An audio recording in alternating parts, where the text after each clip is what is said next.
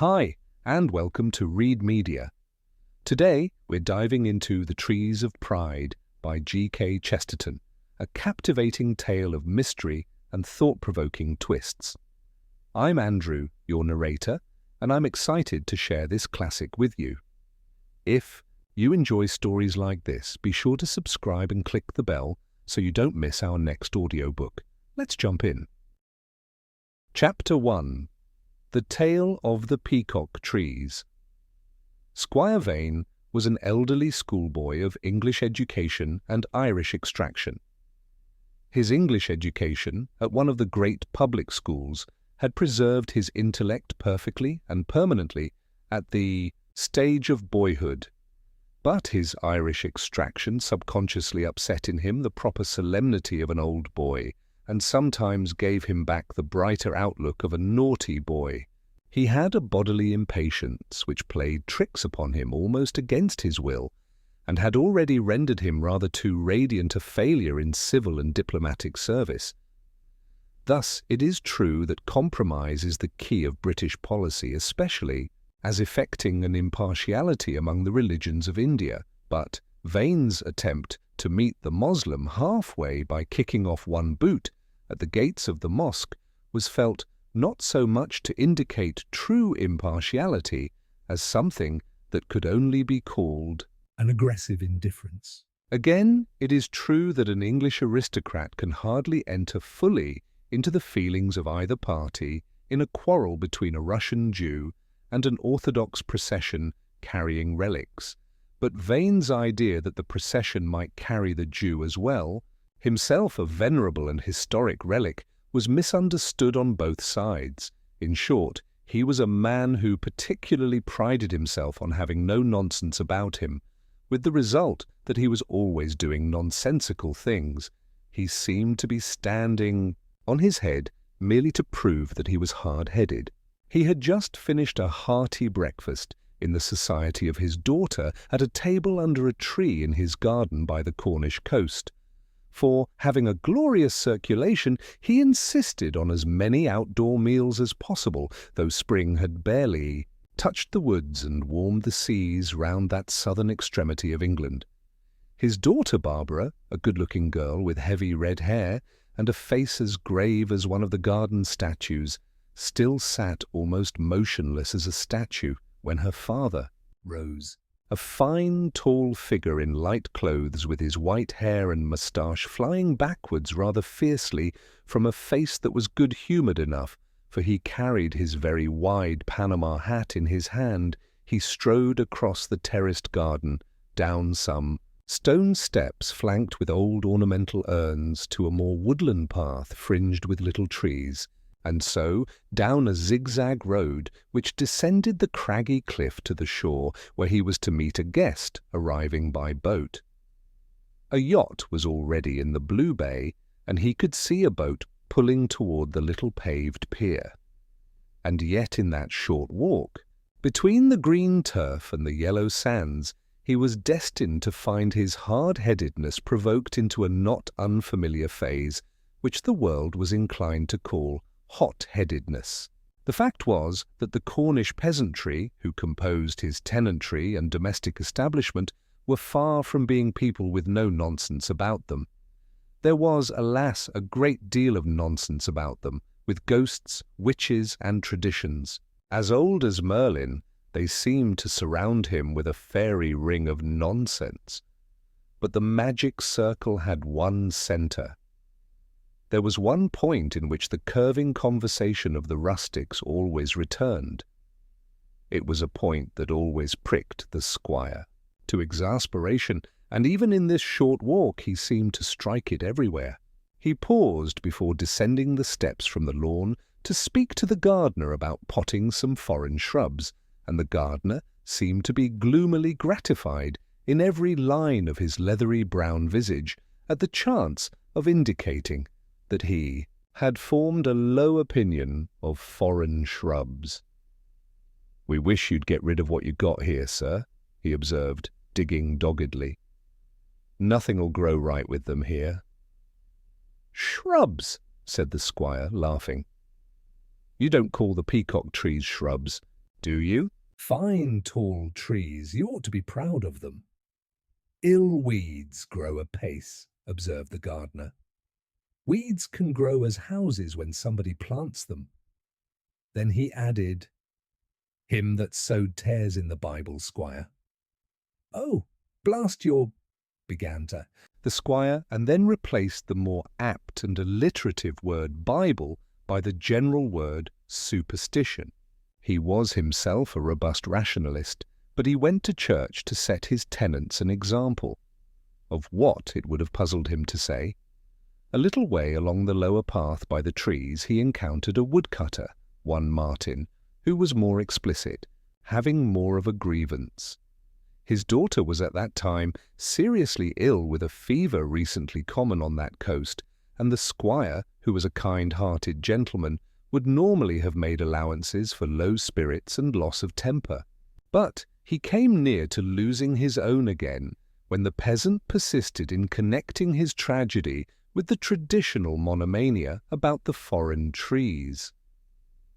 "If she were well enough, I'd move her," said the woodcutter. "As we can't move them, I suppose.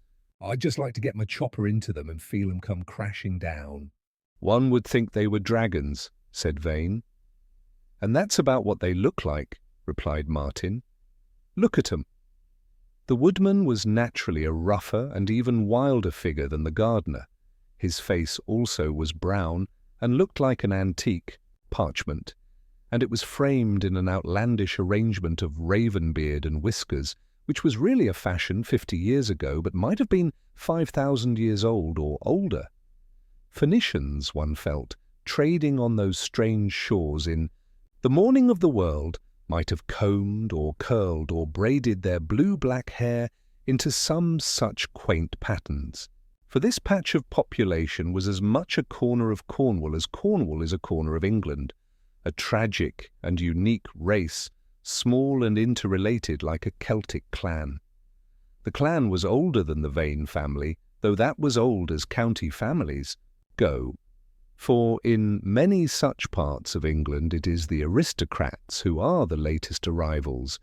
It was the sort of racial type that is supposed to be passing, and perhaps has already passed. The obnoxious objects stood some 100 yards away from the speaker, who waved toward them with his axe.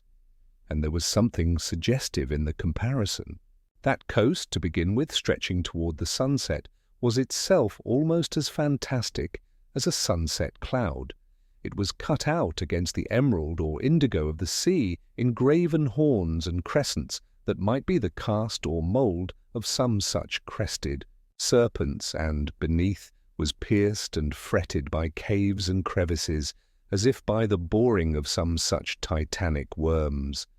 Over and above this draconian architecture of the earth, a veil of grey woods hung thinner like a vapour, woods which the witchcraft of the sea had, as usual, both blighted and blown out of shape.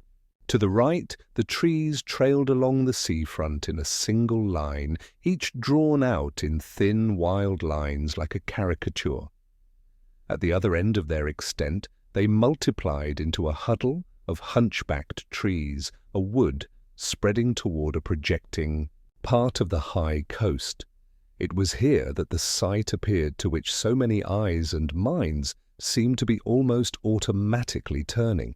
Out of the middle of this low and more or less level wood rose 3 separate stems that shot up and soared into the sky like a lighthouse out of the waves or a church spire out of the village roofs. They formed a clump of 3 columns close together, which might well be the mere bifurcation or rather trifurcation of one tree, the lower part being lost or sunken in the thick wood around. Everything about them suggested something stranger and more southern than anything even in that last peninsula of Britain which pushes out farthest towards Spain and Africa and the southern stars. Their leathery leafage had sprouted in advance of the faint mist of yellow-green around them, and it was of another and less natural green tinged with blue, like the colours of a kingfisher. But one might fancy it the scales of some 3-headed dragon towering over a herd of huddled and fleeing cattle. "I am exceedingly sorry your girl is so unwell," said Vane shortly, "but really—" and he strode down the steep road with plunging strides. The boat was already secured to the little stone jetty, and the boatman, a younger shadow of the woodcutter, and indeed a nephew of that useful malcontent, saluted his territorial lord with the sullen formality of the family. The squire acknowledged it casually and had soon forgotten all such things in shaking hands with the visitor who had just come ashore. The visitor was a long, loose man, very lean to be so young, whose long, fine features seemed wholly fitted together of bone and nerve, and seemed somehow to contrast with his hair that showed in vivid yellow patches upon his hollow temples under the brim of his white holiday hat. He was carefully dressed in exquisite taste, though he had come straight from a considerable sea voyage, and he carried something in his hand which in his long European travels and even longer European visits he had almost forgotten to call a gripsack. Mr. Cyprian Paynter was an American who lived in Italy. There was a good deal more to be said about him, for he was a very acute and cultivated gentleman, but those two facts would perhaps cover most of the others. Storing his mind like a museum with the wonder of the old world, but all lit up as by a window with the wonder of the new, he had fallen heir to something of the unique, critical position of Ruskin or Pater, and was further famous as a discoverer. Of minor poets he was a judicious discoverer, and he did not turn all his minor poets into major prophets. If his geese were swans, they were not all swans of Avon. He had even incurred the deadly suspicion of classicism by differing from his young friends, the punctuist poets, when they produced versification consisting exclusively of commas and colons. Chapter 2. The Wager of Squire Vane. It was more than a month before the legend of the peacock trees was again discussed in the squire's circle. It fell out one evening when his eccentric taste for meals in the garden that gathered the company round the same table, now lit with a lamp and laid out for dinner in a glowing spring twilight. It was even the same company, for in the few weeks intervening they had insensibly grown more and more into each other's lives, forming a little group like a club. The American aesthete was, of course, the most active agent, his resolution to pluck out the heart of the Cornish poet's mystery, leading him again and again to influence his flighty host for such reunions. Even Mr. Ashe, the lawyer, seemed to have swallowed his half-humorous prejudices, and the doctor, though a rather sad and silent, was a companionable and considerate man. Paynter had even read Treherne's poetry aloud, and he read admirably. He had also read other things not aloud, grubbing up everything in the neighbourhood, from guidebooks to epitaphs that could throw a light on local antiquities. And it was that evening, when the lamplight and the last daylight had kindled the colours of the wine and silver on the table under the tree, that he announced a new discovery.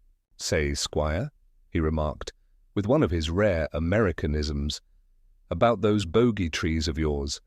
I don't believe you know half the tales told round here about them. It seems they have a way of eating things. Not that I have any ethical objection to eating things," he continued, helping himself elegantly to green cheese, "but I have more or less, broadly speaking, an objection to eating people." "Eating people," repeated Barbara Vane. "I know a globe-trotter mustn't be fastidious," replied Mr. Paynter, "but I repeat firmly an objection to eating people. The peacock trees seem to have progressed since the happy days of innocence when they only ate peacocks. If you ask the people here, the fisherman who lives on that beach, or the man that mows this very lawn in front of us, they'll tell you tales taller than any tropical one I brought you from the Barbary coast. If you ask them what happened to the fisherman Peters, who got drunk on All Hallows Eve, they'll tell you he lost his way in that little wood, tumbled down asleep under the wicked trees, and then evaporated, vanished, was licked up like dew by the sun, If you ask them where Harry Hawke is, the widow's little son, they'll just tell you he's swallowed, that he was dared to climb the trees and sit there all night. And did it. What the trees did, God knows. The habits of a vegetable ogre leave one a little vague. But they even add the agreeable detail that a new branch appears on the tree when somebody has petered out in this style. "What new nonsense is this?" cried Vane. "I know there's some crazy yarn about the trees spreading fever, though every educated man knows why these epidemics return occasionally. And I know they say you can tell the noise of them among other trees in a gale, and I dare say you can. But even Cornwall isn't a lunatic asylum, and a tree that dines on a passing tourist, well, the two tales are reconcilable enough," put in the poet quietly. "If there were a magic that killed men when they came close, it's likely to strike them with sickness when they stand far off. In the old romance, the dragon that devours people often blasts others with a sort of poisonous breath."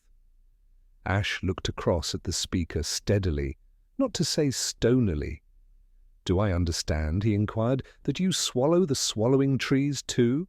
Treherne's dark smile was still on the defensive. His fencing always annoyed the other, and he seemed not without malice in the matter.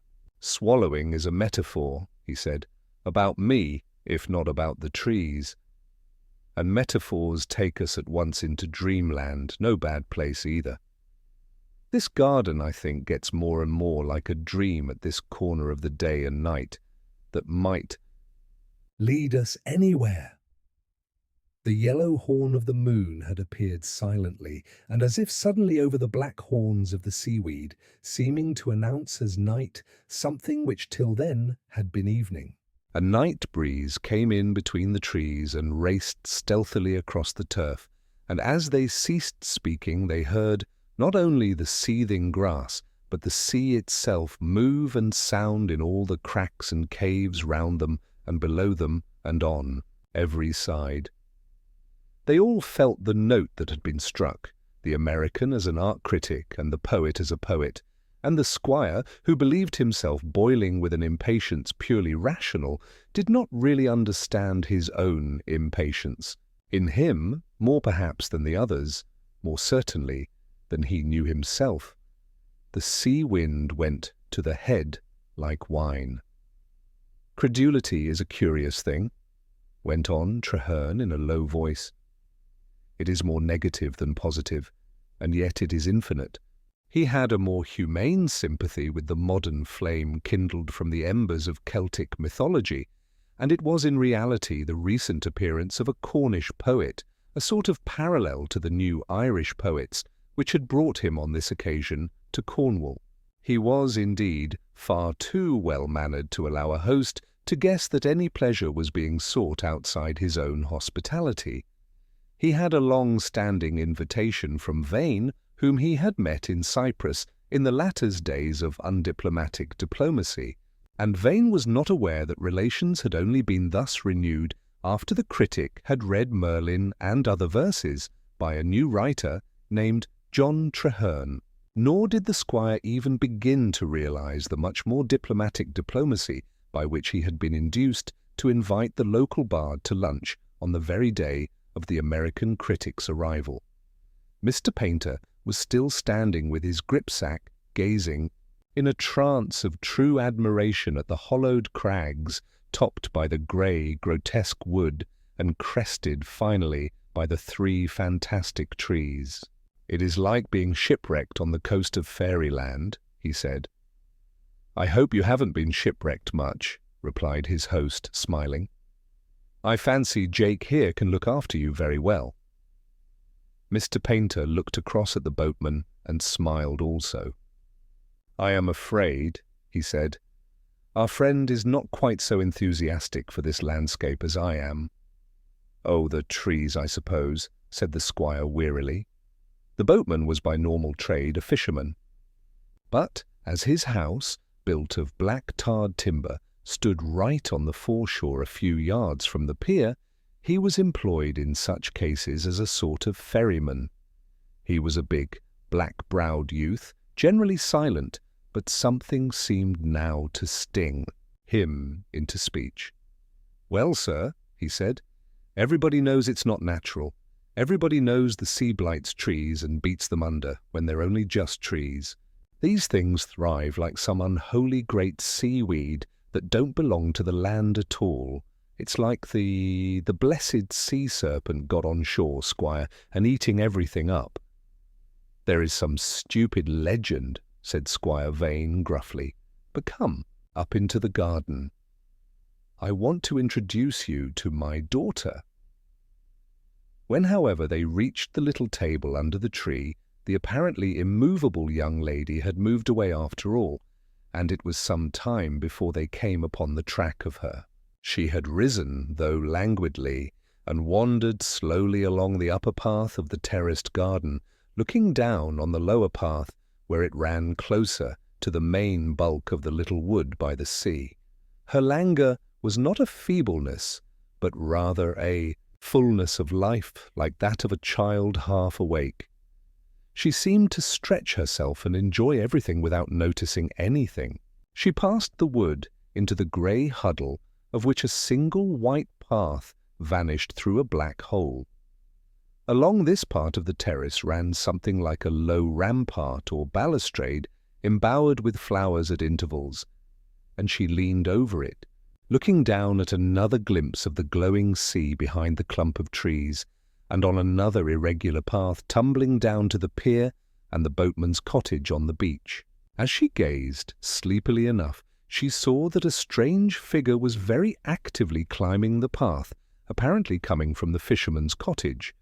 So actively that a moment afterwards it came out between the trees and stood upon the path just below her.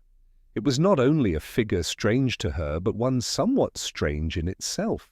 It was that of a man still young, and seeming somehow younger than his own clothes, which were not only shabby but antiquated, clothes common enough in texture, yet carried in an uncommon fashion.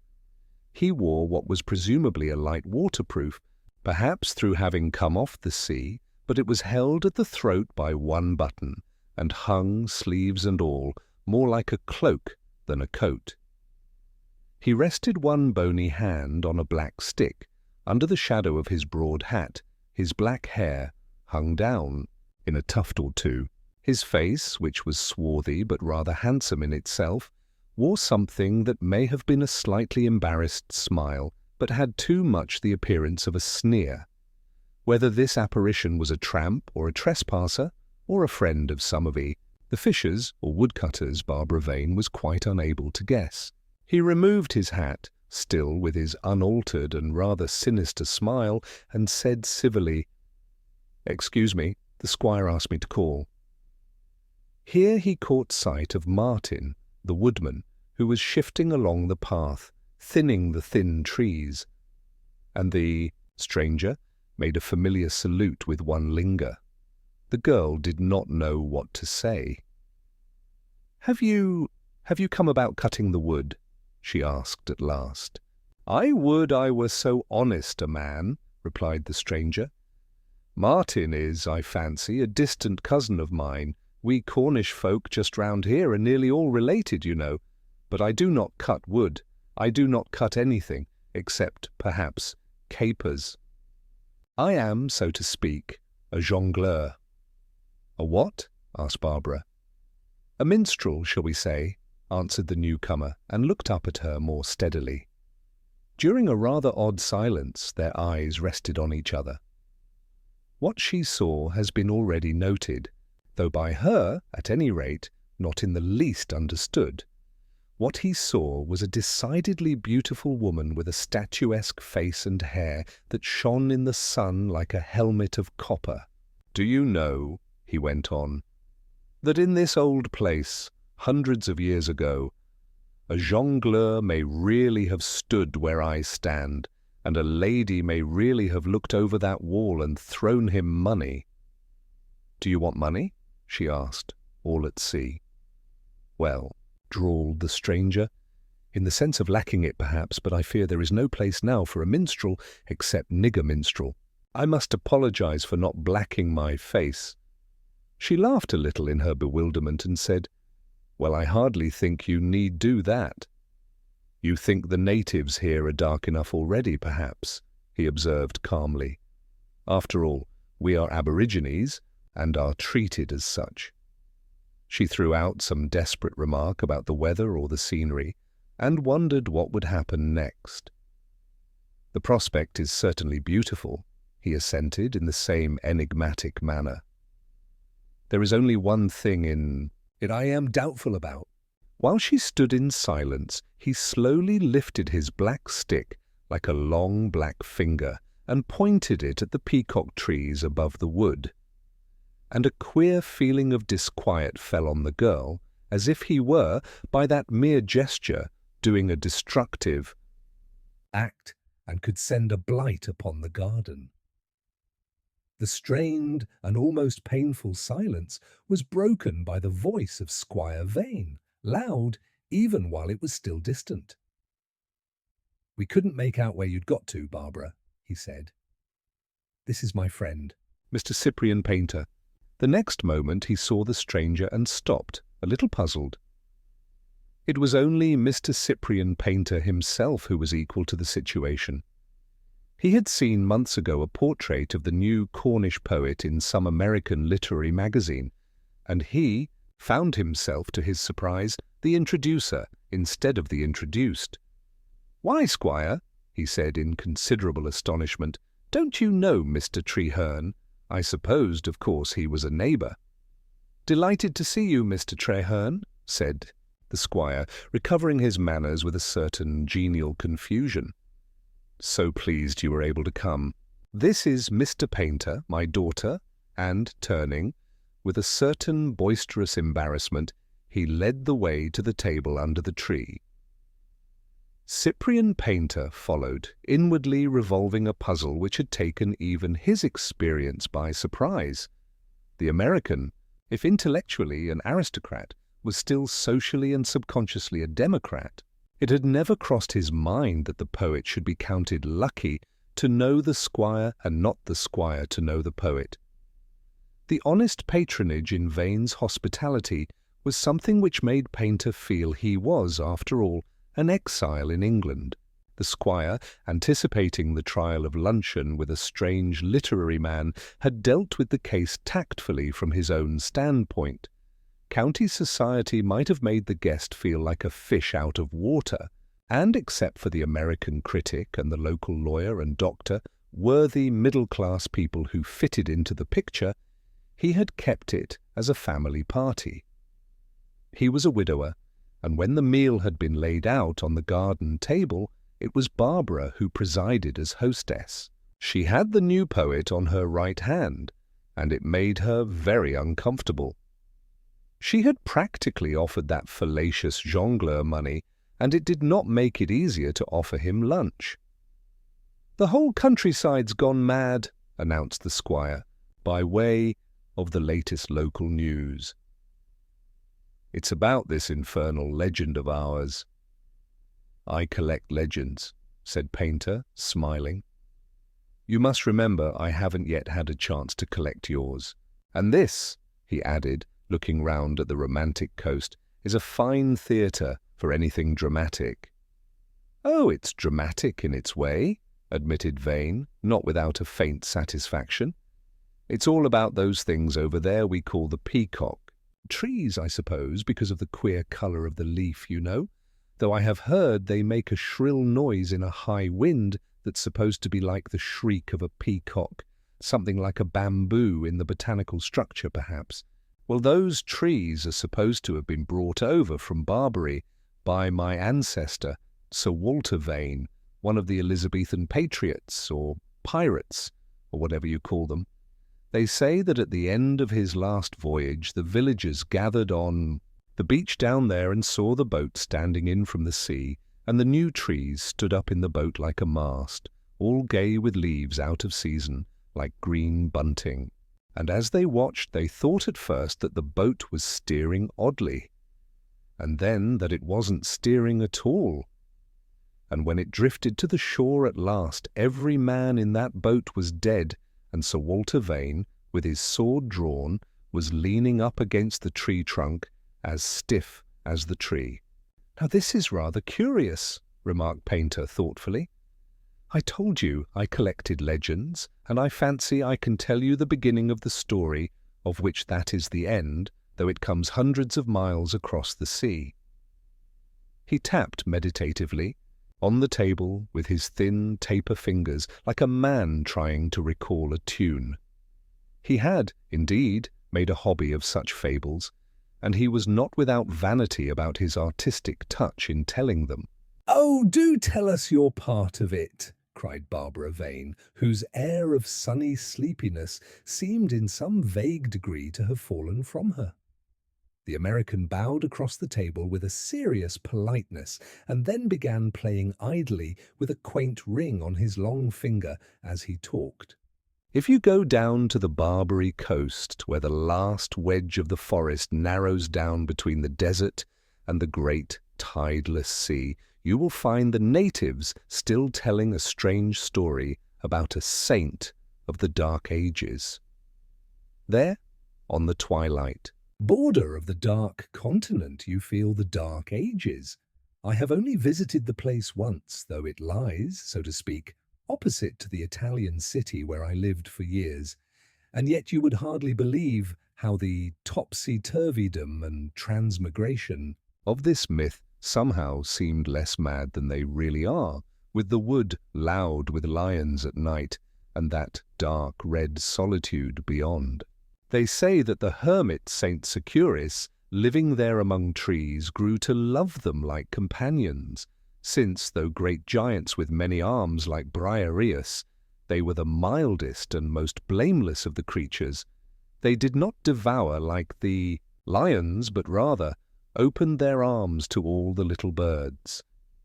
And he prayed that they might be loosened from time to time to walk like other things. And the trees were moved upon the prayers of Securis, as they were at the songs of Orpheus.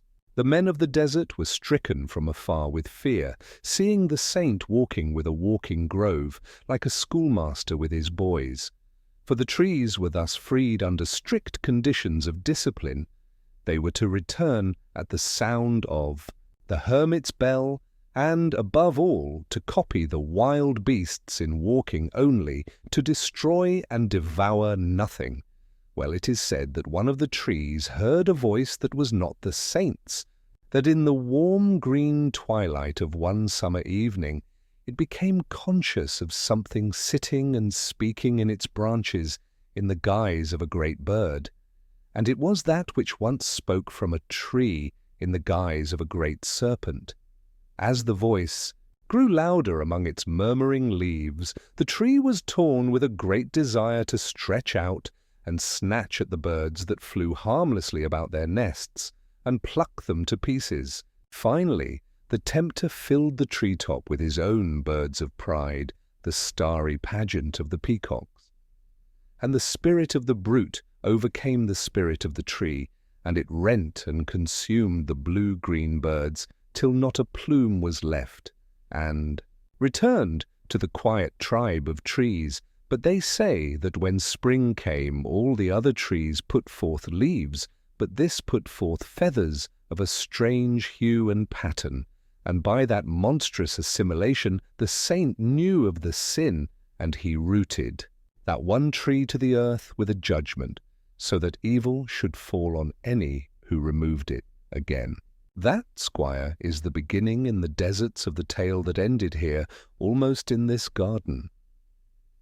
And the end is about as reliable as the beginning, I should say, said Vane. Yours is a nice plain tale for a small tea party. A quiet little bit of still life, that is. "What a queer, horrible story," exclaimed Barbara. "It makes one feel like a cannibal." "Ex-Africa," said the lawyer, smiling. "It comes from a cannibal country. I think it's the touch of the tar brush, that nightmare feeling that you don't know whether the hero is a plant, or a man, or a devil. Don't you feel it sometimes in Uncle Remus?" "True," said Painter. "Perfectly true." And he looked at the lawyer with a new interest. The lawyer, who had been introduced as Mr. Ashe, was one of those people who are more worth looking at than most people realize when they look. If Napoleon had been red-haired and had bent all his powers with a curious contentment upon the petty lawsuits of a province, he might have looked much the same. The head with the red hair was heavy and powerful. The figure in its dark, quiet clothes was comparatively insignificant, as was Napoleon's. He seemed more at ease in the squire's society than the doctor, who, though a gentleman, was a shy one and a mere shadow of his professional brother. "As you truly say," remarked Painter, "the story seems touched with quite barbarous elements, probably Negro. Originally, though, I think there was really a hagiological story about some hermit, though some of the higher critics say St. Securis never existed, but was only an allegory of arboriculture, since his name is the Latin for an axe." "Oh, if you come to that," remarked the poet Traherne, "you might as well say Squire Vane doesn't exist, and that he's only an allegory for a weathercock." Something a shade too cool about this sally drew the lawyer's red brows together. He looked across the table and met the poet's somewhat equivocal smile. "Do I understand, Mr. Treherne," asked Ashe, "that you support the miraculous claims of St. Securis in this case?" Do you by any chance believe in the walking trees? I see men as trees walking, answered the poet, like the man cured of blindness in the gospel. By the way, do I understand that you support the miraculous claims of that thaumaturgist? Painter intervened swiftly and suavely. "Now that sounds a fascinating piece of psychology. You see men as trees. As I can't imagine why men should walk, I can't imagine why trees shouldn't," answered Treherne. "Obviously it is the nature of the organism," interposed the medical guest, Dr. Burton Brown. "It is necessary in the very type of vegetable structure." "In other words, a tree sticks in the mud from year's end to year's end," answered Treherne. "So do you stop in your consulting room from 10 to 11 every day? And don't you fancy a fairy, looking in at your window for a flash, after having just jumped over the moon and played mulberry bush with the Pleiades, would think you were a vegetable structure, and that sitting still was the nature of the organism?" "I don't happen to believe in fairies," said the doctor, rather stiffly, for the argumentum ad hominem was becoming too common. A sulphurous subconscious anger seemed to radiate from the dark poet. "Well, I should hope not, doctor," began the squire in his loud and friendly style, and then stopped, seeing the other's attention arrested. The silent butler waiting on the guests had appeared behind the doctor's chair, and was saying something in the low, level tones of the well-trained servant. He was so smooth a specimen of the type that others never noticed at first, that he also repeated the dark portrait, however varnished, so common in this particular family of Cornish Celts. His face was sallow and even yellow, and his hair indigo, black. He went by the name of Miles. Some felt oppressed by the tribal type in this tiny corner of England. They felt somehow as if all these dark faces were the masks of a secret society. The doctor rose with a half apology.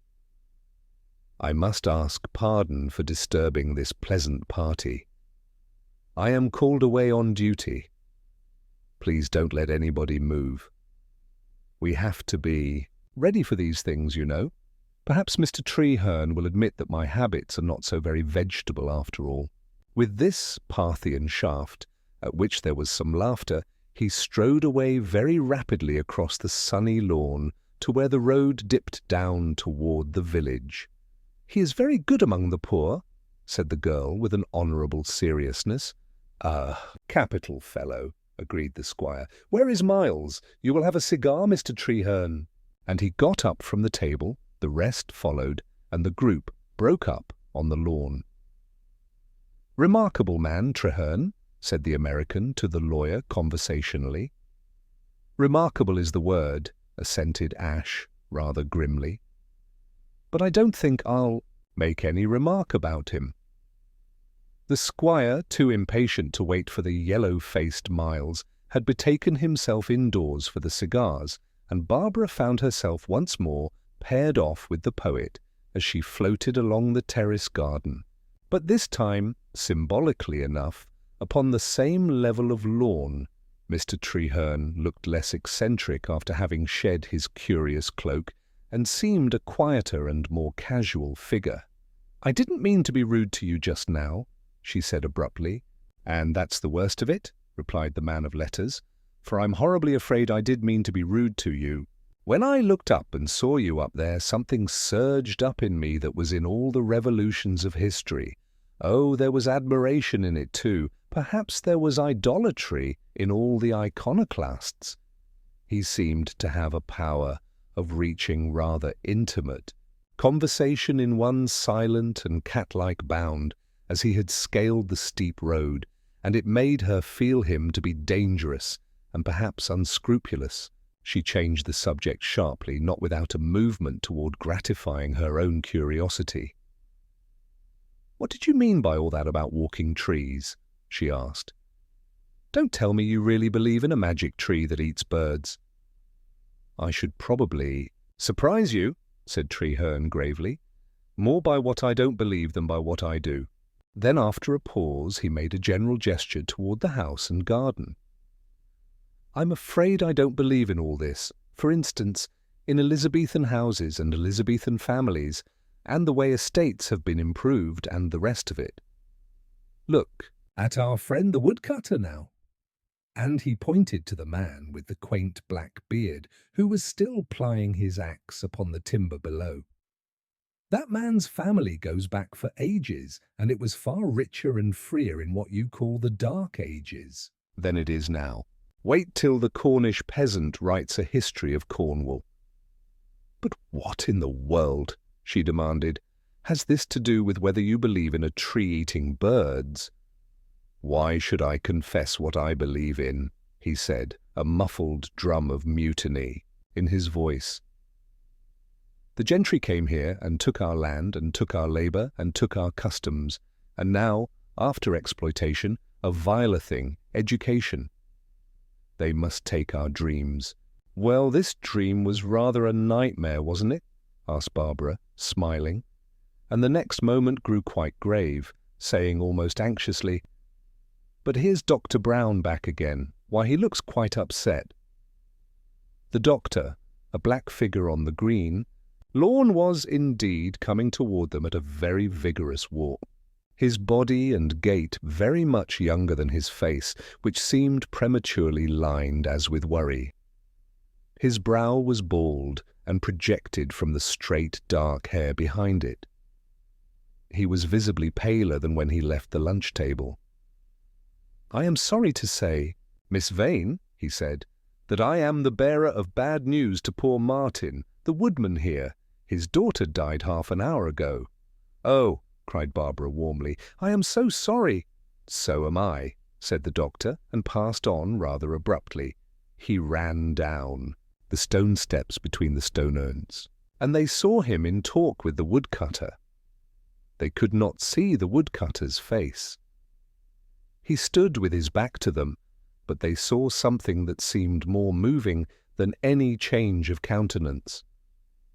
The man's hand holding the axe rose high above his head, and for a flash it seemed as if he would have cut down the doctor. But in fact, he was not looking at the doctor. His face was set toward the cliff, where, sheer out of the dwarf forest, rose, gigantic and gilded by the sun, the trees Of pride. The strong brown hand made a movement and was empty. The axe went circling swiftly through the air, its head showing like a silver crescent against the grey twilight of the trees. It did not reach its tall objective, but fell among the undergrowth, shaking up a flying litter of birds. But, in the poet's memory, full of primal things, something seemed to say that he had seen the birds of some pagan augury, the axe of some pagan sacrifice. A moment after, the man made a heavy movement forward, as if to recover his tool, but the doctor put a hand on his arm. "Never mind that now," they heard him say, sadly and kindly. The squire will excuse you any more work, I know. Something made the girl look at Treherne. He stood gazing, his head a little bent, and one of his black elf locks had fallen forward over his forehead. And again she had the sense of a shadow over the grass. She almost felt as if the grass were a host of fairies, and that the fairies were not her friends. Hundreds of men will avoid walking under a ladder. They don't know where the door of the ladder will lead. They don't really think God would throw a thunderbolt at them for such a thing. They don't know what would happen. That is just the point. But yet they step aside as from a precipice. So the poor people here may or may not believe anything. They don't go into those trees at night. I walk under a ladder whenever I can, cried Vane, in quite unnecessary excitement. You belong to a 13 club, said the poet. You walk under a ladder on Friday to dine 13 at a table. Everybody's spilling the salt, but even you don't go into those trees at night.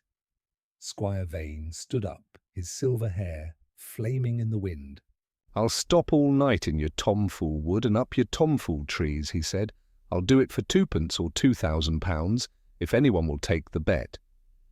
Without waiting for reply, he snatched up his wide white hat and settled it on with a fierce gesture, and had gone off in great leonine strides across the lawn before anyone at the table could move. The stillness was broken by Miles, the butler, who dropped and broke one of the plates he carried. He stood looking after his master with his long, angular chin thrust out, looking yellower where it caught the yellow light of the lamp below. His face was thus sharply in shadow, but Painter fancied for a moment it was convulsed by some passion, passing surprise. But the face was quite as usual when it turned, and Painter realized that a night of fancies had begun, like the cross purposes of the Midsummer Night's Dream. The wood of the strange trees toward which the squire was walking lay so far forward on the headland, which ultimately almost overhung the sea, that it could be approached by only one path, which shone clearly like a silver ribbon in the twilight.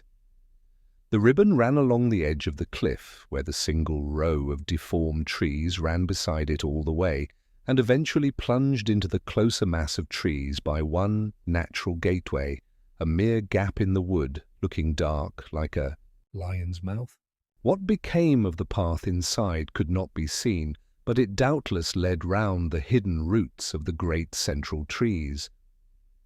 The squire was already within a yard or two of this dark entry, when his daughter rose from the table and took a step or two after him, as if to call him back. Treherne had also risen, and stood as if dazed at the effect of his idle defiance. When Barbara moved, he seemed to recover himself, and stepping after her, said something which Painter did not hear. He said it casually, and even distantly enough, but it clearly suggested something to her mind, for after a moment's thought she nodded and walked back, not toward the table, but apparently toward the house. Painter looked after her with a momentary curiosity, and when he turned again, the squire had vanished into the hole in the wood. "He's gone," said Treherne, with a clang of finality in his tones, like the slamming of a door. "Well, suppose he has," cried the lawyer, roused at the voice.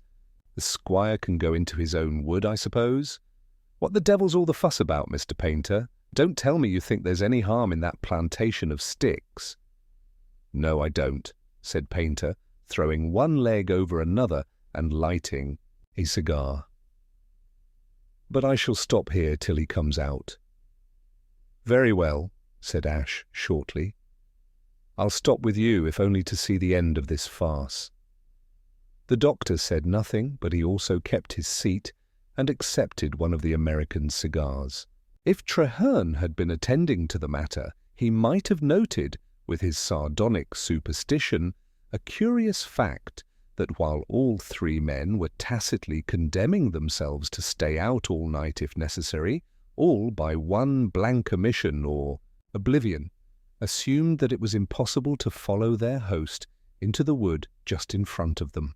But Traherne, though still in the garden, had wandered away from the garden table and was pacing along the single line of trees against the dark sea. They had in their regular interstices, showing the sea as through a series of windows, something of the look of the ghost or skeleton of a cloister, and he, having thrown his coat once more over his neck, like a cape, passed to and fro like the ghost of some not very sane monk. All these men, whether skeptics or mystics, looked back for the rest of their lives on that night as on something unnatural. They sat still or started up abruptly and paced the great garden in long detours, so that it seemed that no three of them were together at a time, and none knew who would be his companion. Yet their rambling remained within the same dim and mazy space. They fell into snatches of uneasy slumber. These were very brief, and yet they felt as if the whole sitting, strolling, or occasional speaking had been parts of a single dream. Painter woke once and found Ash sitting opposite him at a table otherwise empty, his face dark in shadow and his cigar end like the red eye of a cyclops. Until the lawyer spoke, in his steady voice, Painter was positively afraid of him. He answered at random and nodded again. When he again woke, the lawyer was gone, and what was opposite him was the bald, pale brow of the doctor. There seemed suddenly something ominous in the familiar fact that he wore spectacles. And yet the vanishing Ash had only vanished a few yards away, for he turned at that instant and strolled back to the table. With a jerk, Painter realized that his nightmare was but a trick of sleep or sleeplessness, and spoke in his natural voice, but rather loud. "So you've joined us again? Where's Traherne?" "Oh, still revolving, I suppose, like a polar bear under those trees on the cliff," replied Ash, motioning with his cigar. "Looking at what an older, and you will forgive me for thinking a somewhat better, poet called the wine-dark sea. It really has a sort of purple shade. Look at it." Painter looked. He saw the wine-dark sea and the fantastic trees that fringed it, but he did not see the poet. The cloister was already empty of its restless monk. "Gone somewhere else," he said, with futility far from characteristic. "He'll be back here presently. This is an interesting vigil, but a vigil loses some of its intensity when you can't keep awake." "Ah, here's Traherne, so we're all mustered," as the politician said when Mr. Coleman came late for dinner. "No, the doctor's off again. How restless we all are." The poet had drawn near. His feet were falling soft on the grass, and was gazing at them with a singular attentiveness. "It will soon be over," he said. "What?" snapped Ash very abruptly. "The night, of course," replied Traherne in a motionless manner. "The darkest hour has passed." "Didn't some other minor poet remark," inquired Painter flippantly, "that the Subtitle darkest hour before the dawn—" My God, what was that? It was like a scream. "It was a scream," replied the poet, "the scream of a peacock." Ash stood up, his strong, pale face against his red hair, and said furiously, "What the devil?" "Do you mean?" "Oh, perfectly natural causes, as Dr. Brown would say," replied Traherne. "Didn't the squire tell us the trees had a shrill note of their own when the wind blew? The wind's beating up again from the sea. I shouldn't wonder if there was a storm before dawn." Dawn indeed came gradually with a growing noise of wind, and the purple sea began to boil about the dark volcanic cliffs. The first change in the sky showed itself only in the shapes of the wood, and the single stems growing darker but clearer. And above the grey clump, against a glimpse of growing light, they saw aloft the evil trinity of the trees. In their long lines there seemed to Painter something faintly serpentine and even spiral. He could almost fancy he saw them slowly revolving as in some cyclic dance, but this, again, was but a last delusion of dreamland, for a few seconds later he was again asleep. In dreams he toiled through a tangle of inconclusive tales, each filled with the same stress and noise of sea and sea wind, and above and outside all other voices the wailing of the trees of pride. When he woke it was broad day, and a bloom of early light lay on wood and garden and on fields and farms for miles away. The comparative common sense that daylight brings, even to the sleepless, drew him alertly to his feet and showed him all his companions standing about the lawn in similar attitudes of expectancy. There was no need to ask what they were expecting. They were waiting to hear the nocturnal experiences, comic or commonplace or whatever they might prove to be, of that eccentric friend whose experiment, whether from some subconscious fear or some fancy of honor, they had not ventured to interrupt. Hour followed hour, and still nothing stirred in the wood save an occasional bird. The squire, like most men of his type, was an early riser, and it was not likely that he would in this case sleep late. It was much more likely, in the excitement in which he had left them, that he would not sleep at all. Yet it was clear that he must be sleeping, perhaps by some reaction from a strain. By the time the sun was high in heaven, Ash the lawyer, turning to the others, spoke abruptly and to the point. "Shall we go into the wood now?" asked Painter, and almost seemed to hesitate. "I will go in," said Treherne simply. Then, drawing up his dark head in answer to their glances, he added, "No, do not trouble yourselves. It is never the believer who is afraid." For the second time they saw a man mount the white curling path and disappear into the grey, tangled wood, but this time they did not have to wait long to see him again. A few minutes later he reappeared in the woodland gateway and came slowly toward them across the grass. He stopped before the doctor, who stood nearest, and said something. It was repeated to the others and went round the ring with low cries of incredulity. The others plunged into the wood and returned wildly, and were seen speaking to others, again who gathered from the house. The wild wireless telegraphy, which is the education of countryside communities, spread it farther and farther before the fact itself was fully realized, and before nightfall a quarter of the county knew that Squire Vane had vanished like a burst bubble. Widely as the wild story was repeated, and patiently as it was pondered, it was long before there was even the beginning of a sequel to it. The interval painter had politely removed himself from the house of mourning, or rather of questioning, but only so far as the village inn, for Barbara Vane was glad of the traveller's experience and sympathy, in addition to that afforded her by the lawyer and doctor as old friends of the family.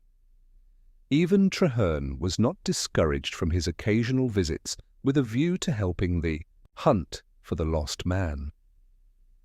The five held many councils round the old garden table, at which the unhappy master of the house had dined for the last time, and Barbara wore her old mask of stone, if it was now a more tragic mask. She had shown no passion after the first morning of discovery, when she had broken forth once, speaking strangely enough in the view of some of her hearers. She had come slowly out of the house, to which her own or someone else's wisdom had relegated her during the night of the wager, and it was clear from her face that somebody had told her the truth. Miles, the butler, stood on the steps behind her, and it was probably he. "Do not be much distressed, Miss Vane," said Dr. Brown, in a low and rather uncertain voice. "The search in the wood has hardly begun. I am convinced we shall find something quite simple." "The doctor is right," said Ash in his firm tones. "I myself—" "The doctor is not right," said the girl, turning a white face on the speaker. "I know better. The poet is right. The poet is always right. Oh, he has been here from the beginning of the world and seen wonders and terrors that are all round our path, and only hiding behind a bush or a stone. You and your doctoring and your science, why, you have only been here for a few fumbling generations, and you can't conquer even your own enemies of the flesh. Oh, forgive me, Doctor, I know you do splendidly. But the fever comes in the village. And the people die and die for all that. And now it's my poor father. God help us all. The only thing left is to believe in God, for we can't help believing in devils. And she left them, still walking quite slowly, but in such a fashion that no one could go after her. The spring had already begun to ripen into summer and spread a green tent from the tree over the garden table when the American visitor, sitting there with his two professional companions, broke the silence by saying what had long been in his mind. "Well," he said, "I suppose whatever we may think it wise to say, we have all begun to think of a possible conclusion. It can't be put very delicately anyhow, but after all there's a very necessary business side to it. What are we going to do about poor Vane's affairs apart from himself? I suppose you know," he added in a low voice to the lawyer, "whether he made a will?" "He left everything to his daughter unconditionally," replied Ash, "but nothing can be done with it. There's no proof whatever that he's dead." "No legal proof?" remarked Painter dryly. A wrinkle of irritation had appeared in the big bald brow of Dr. Brown, and he made an impatient movement. "Of course he's dead," he said. "What's the sense of all this legal fuss? We were watching this side of the wood, weren't we? A man couldn't have flown off those high cliffs over the sea. He could only have fallen off. What else can he be but dead?" "I speak as a lawyer," returned Ash, raising his eyebrows. "We can't presume his death or have an inquest or anything till we find the poor fellow's body or some remains that may reasonably be presumed to be his body." "I see," observed Painter quietly. "You speak as a lawyer, but I don't think it's very hard to guess what you think as a man." "I own I'd rather be a man than a lawyer," said the doctor, rather roughly. "I'd no notion the law was such an ass. What's the good of keeping the poor girl out of her property, and the estate all going to pieces? Well, I must be off, or my patients will be going to pieces too." And with a curt salutation, he pursued his path down to the village. "That man does his duty, if anybody does," remarked Painter. "We must pardon his, shall I say, manners or manner?" "Oh, I bear him no malice," replied Ash good-humouredly. "But I'm glad he's gone because I don't want him to know how jolly right he is." And he leaned back in his chair and stared up at the roof of green leaves. "You are sure," said Painter, looking at the table, "that Squire Vane is dead?" "More than that," said Ash, still staring at the leaves. "I'm sure of how he died." "Ah," said the American, with an intake of breath, and they remained for a moment, one gazing at the tree and the other at the table. "Sure is perhaps too strong a word," continued Ash. "But my conviction will want some shaking. I don't envy the counsel for the defence." "The counsel for the defence," repeated Painter, and looked up quickly at his companion. He was struck again by the man's Napoleonic chin and jaw, as he had been when they first talked of the legend of Saint Securis. "Then," he began, "you don't think the trees—" "The trees be damned!" snorted the lawyer. "The tree had 2 legs on that evening. What our friend the poet," he added with a sneer, "would call a walking tree. Apropos of our friend the poet, you seemed surprised that night to find he was not walking poetically by the sea all the time, and I fear I affected to share your ignorance. I was not so sure then as I am now." "Sure of what?" demanded the other. "To begin with," said Ash, "I'm sure our friend the poet followed Vane into the wood that night, for I saw him coming out again." Painter leaned forward, suddenly pale. with excitement and struck the wooden table so that it rattled. "Mr. Ash, you're wrong," he cried. "You're a wonderful man, and you're wrong. You've probably got tons of true convincing evidence, and you're wrong. I know this poet. I know him as a poet, and that's just what you don't. I know you think he gave you crooked answers and seemed to be all smiles and black looks at once, but you don't understand the type. I know now why you don't understand the Irish. Sometimes you think it's soft, and sometimes sly, and sometimes murderous, and sometimes uncivilized, and all the time it's only civilized, quivering with the sensitive. Irony of understanding all that you don't understand. "Well," said Ash shortly, "we'll see who's right." "We will," cried Cyprian, and rose suddenly from the table. All the drooping of the aesthete had dropped from him. His Yankee accent rose high like a horn of defiance, and there was nothing about him but the new world. "I guess I will look into this myself," he said, stretching his long limbs like an athlete. "I search that little wood of yours tomorrow. It's a bit late, or I do it now." "The wood has been searched," said the lawyer, rising also. "Yes," drawled the American. "It's been searched by servants, policemen, local policemen, and quite a lot of people. And do you know, I have a notion that nobody round here is likely to have searched it at all." "And what are you going to do with it?" asked Ash. "What I bet they haven't done," replied Cyprian. "I'm going to climb a tree." And with a quaint air of renewed cheerfulness, he took himself away at a rapid walk to his inn. He appeared at daybreak next morning outside the Vane Arms, with all the air of one setting out on his travels in distant lands. He had a field-glass slung over his shoulder, and a very large sheath-knife buckled by a belt round his waist, and carried with the cool bravado of the bowie-knife of a cowboy.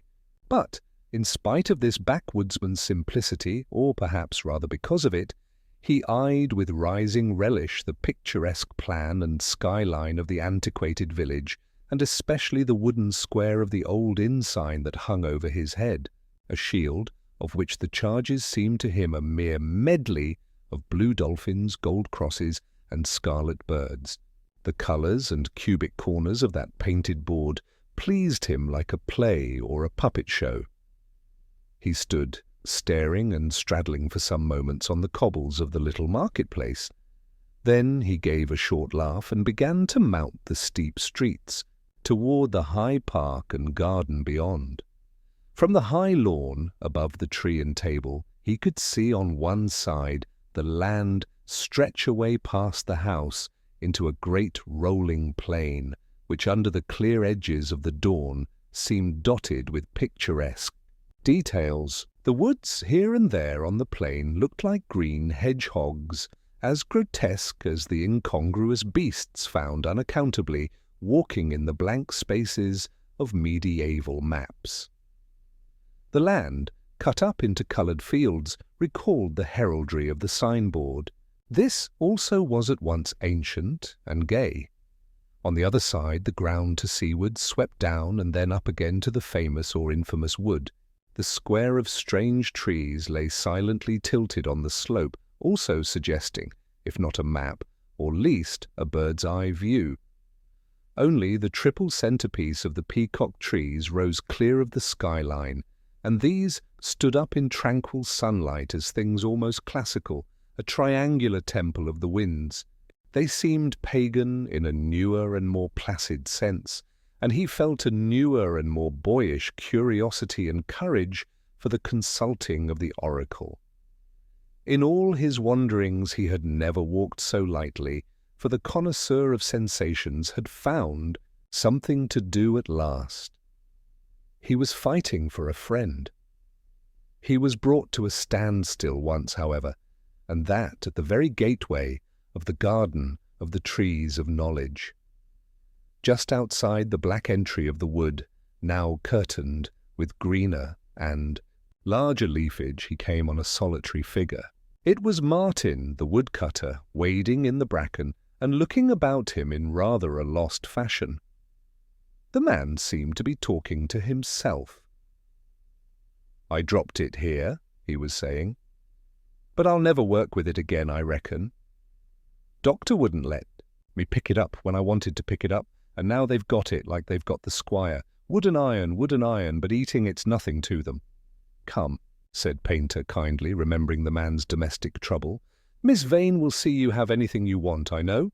And look here, don't brood on all those stories about the squire. Is there the slightest trace of the trees having anything to do with it? Is there even this extra branch the idiots talked about?"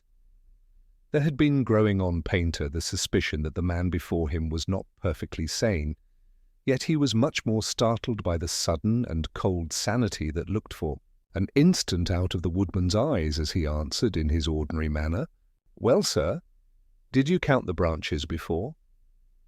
Then he seemed to relapse, and Painter left him wandering and wavering in the undergrowth, and entered the wood like one across whose sunny path a shadow has fallen for an instant. Diving under the wood, he was soon threading a leafy path which, even under that summer sun, shone only with an emerald twilight, as if it were on the floor of the sea. It wound about more shakily than he had supposed, as if resolved to approach the central trees, as if they were the heart of the maze at Hampton Court. They were the heart of the maze for him, anyhow. He sought them as straight as a crooked road would carry him.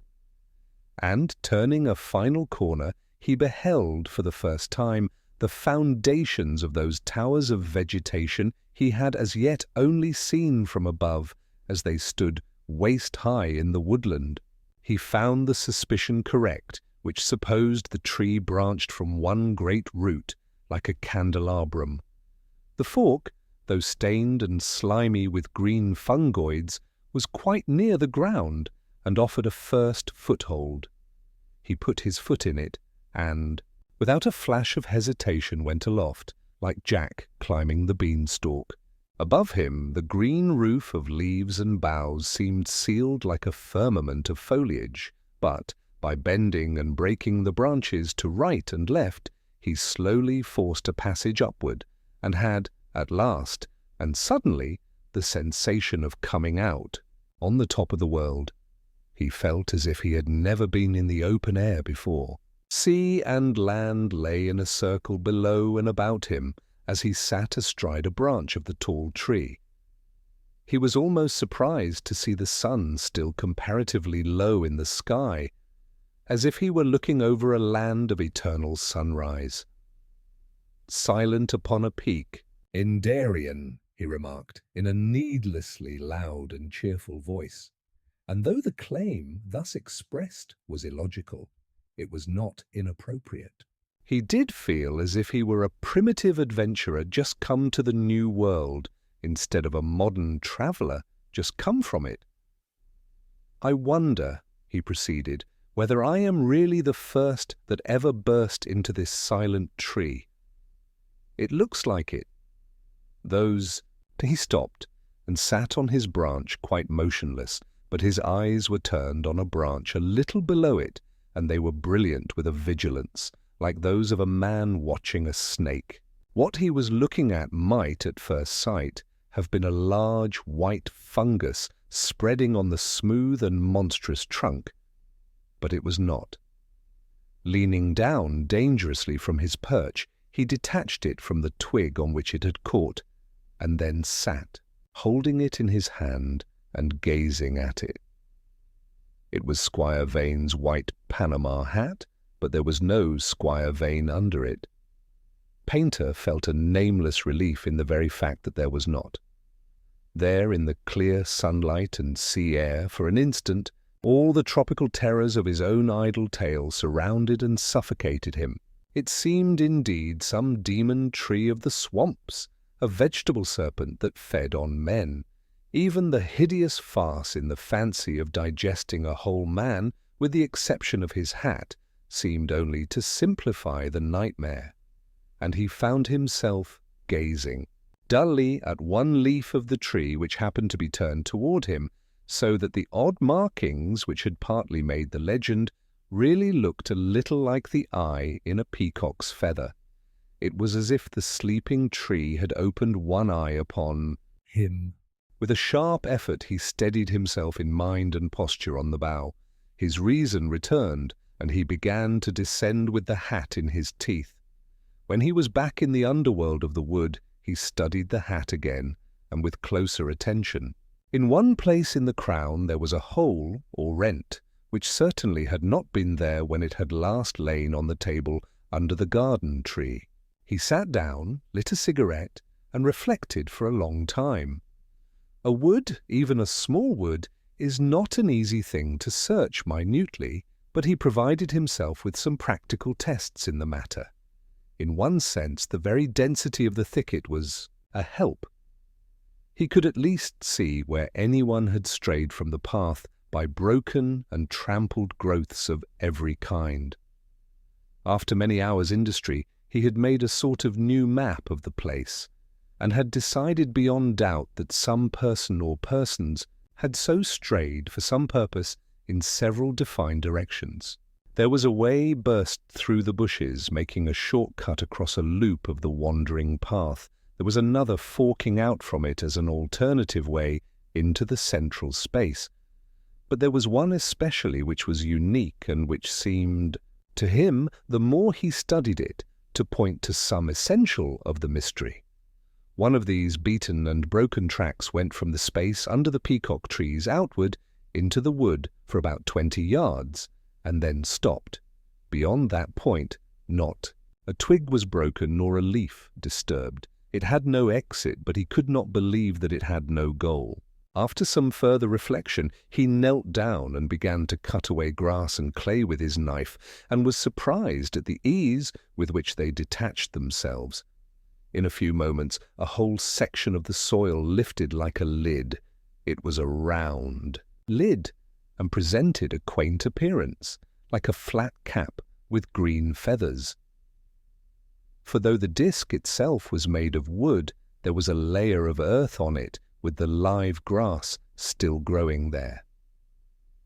And the removal of the round lid revealed a round hole, black as night and seemingly bottomless.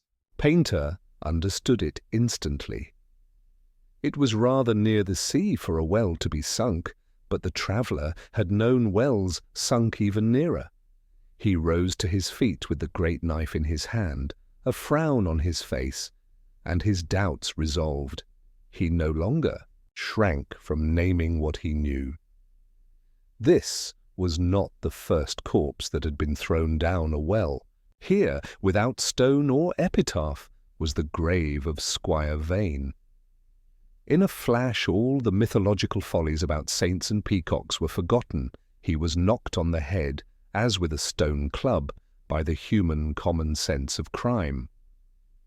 Cyprian Painter stood long by the well in the wood, walked round it in meditation, examined its rim and the ring of grass about it, searched the surrounding soil thoroughly, came back and stood beside the well once more.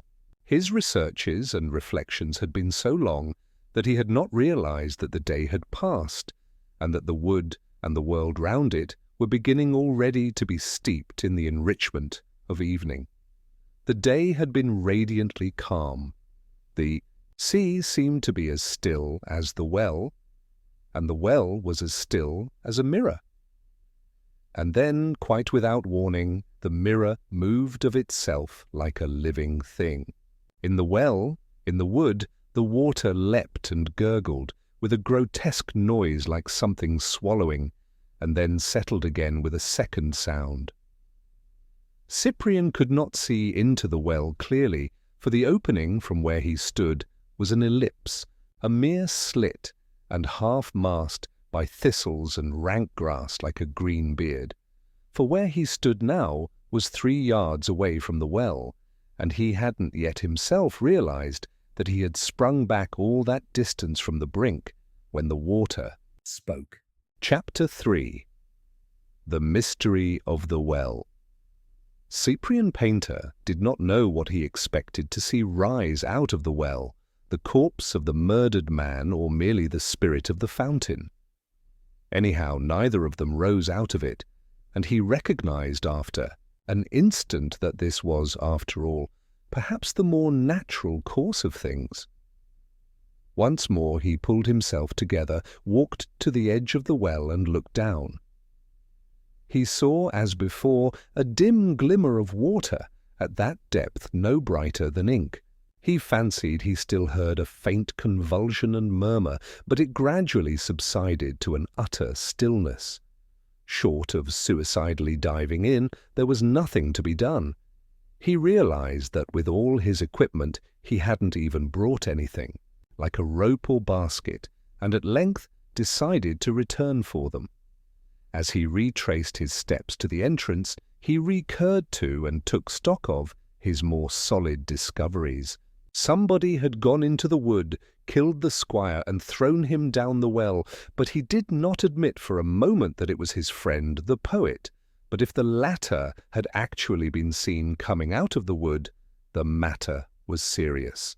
As he walked, the rapidly darkening twilight was cloven with red gleams that made him almost fancy, for a moment, that some fantastic criminal had set fire to the tiny forest as he fled.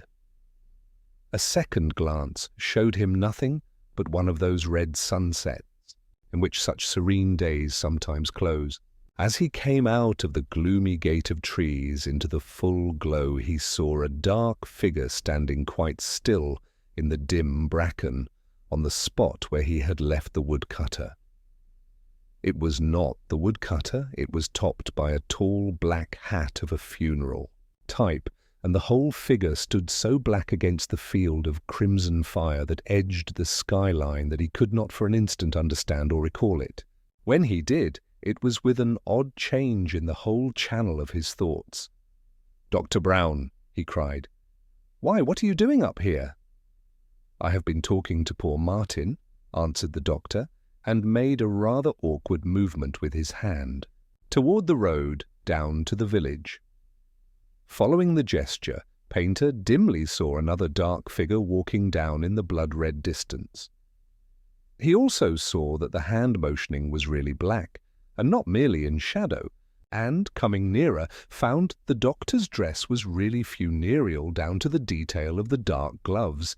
It gave the American a small but queer shock, as if this were actually an undertaker come up to bury the corpse that could not be found.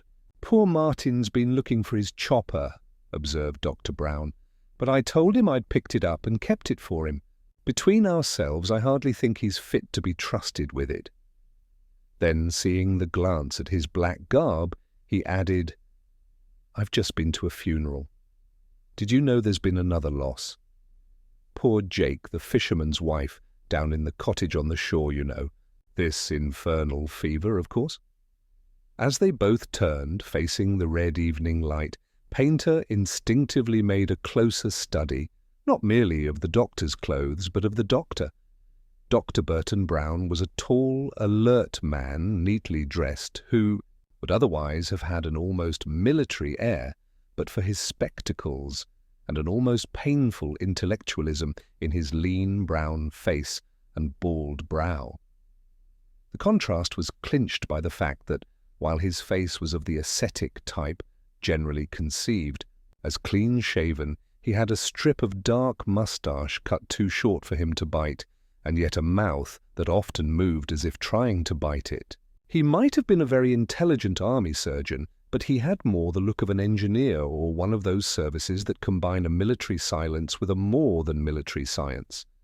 Painter had always respected something ruggedly reliable about the man, and after a little hesitation he told him all the discoveries. The doctor took the hat of the dead squire in his hand and examined it with frowning care.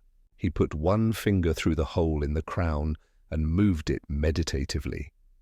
And Painter realized how fanciful his own fatigue must have made him, for so silly a thing as the black finger waggling through the rent in that frayed white relic unreasonably displeased him. The doctor soon made the same discovery with professional acuteness and applied it much further. For when Painter began to tell him of the moving water in the well, he looked at him a moment through his spectacles and then said, "Did you have any lunch?" Painter for the first time realized that he had, as a fact, worked and thought furiously all day without food. "Please don't fancy I mean you had too much lunch," said the medical man with mournful humour. "On the contrary, I mean you had too little. I think you are a bit knocked out, and your nerves exaggerate things. Anyhow, let me advise you not to do any more tonight. There's nothing to be done without ropes or some sort of fishing tackle, if with that, but I think I can get you some of the sort of grappling irons the fishermen use for dragging. Poor Jake's got some, I know. I'll bring them round to you tomorrow morning. The fact is, I'm staying there for a bit as he's rather in a state, and I think it's better for me to ask for the things and not a stranger. I am sure you'll understand." Painter understood sufficiently to assent, and hardly knew why. He stood vacantly watching the doctor make his way down the steep road to the shore and the fisher's cottage.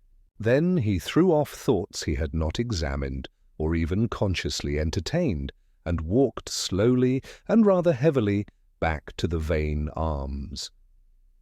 The doctor, still funereal in manner, though no longer so in costume, appeared punctually under the wooden sign next morning, laden with what he had promised, an apparatus of hooks and a hanging net for hoisting up anything sunk to a reasonable depth.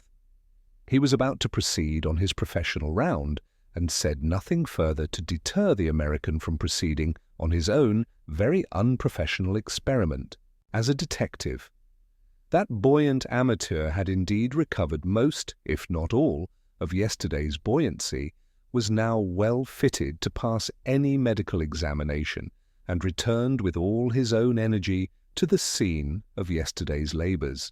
It may well have brightened and made breezier his second day's toil that he had not only the sunlight and the birds singing in the little wood, to say nothing of a more scientific apparatus to work with, but also human companionship, and that of the most intelligent type.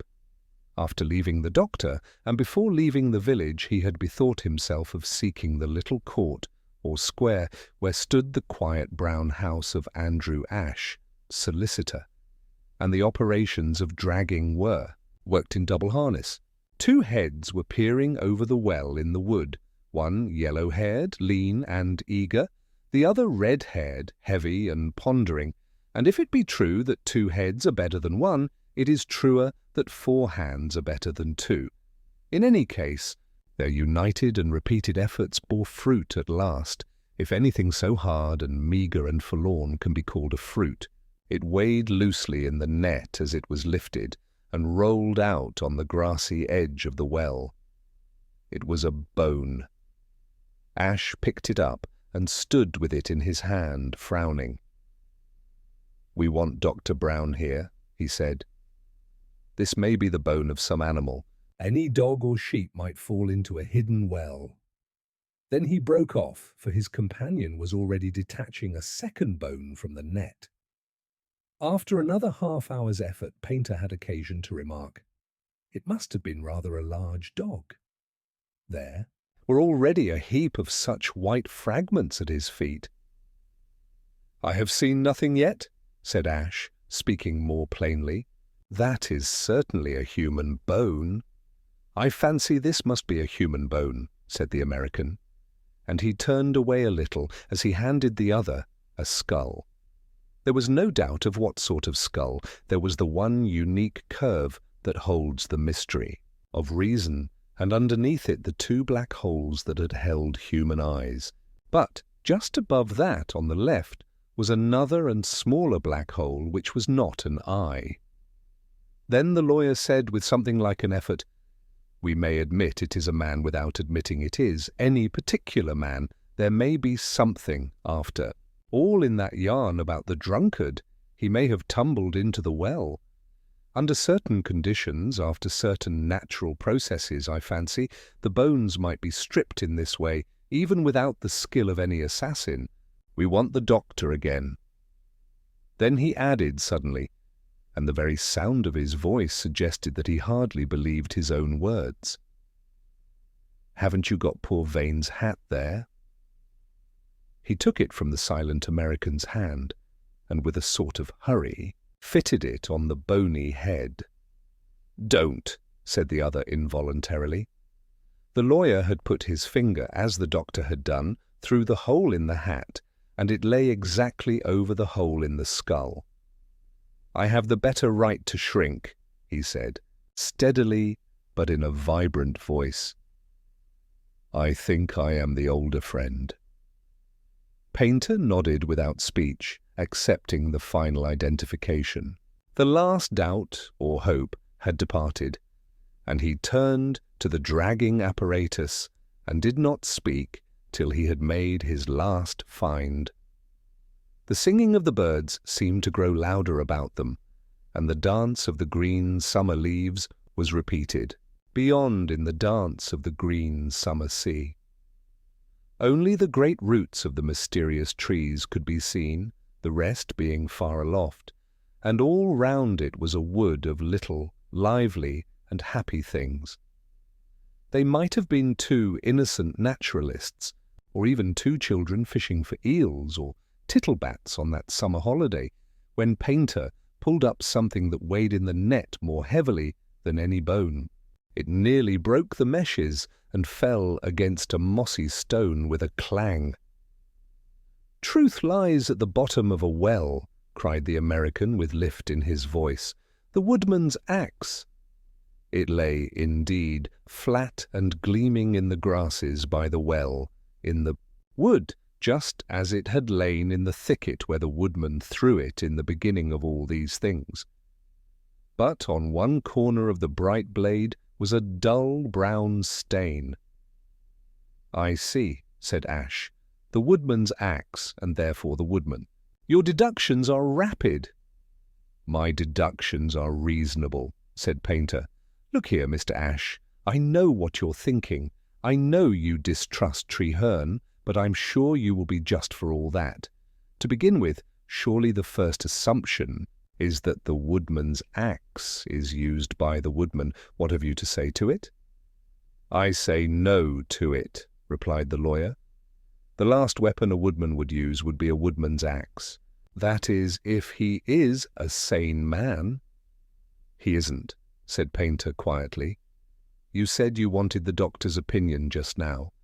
The doctor's opinion on this point is the same as my own. We both found him meandering about outside there.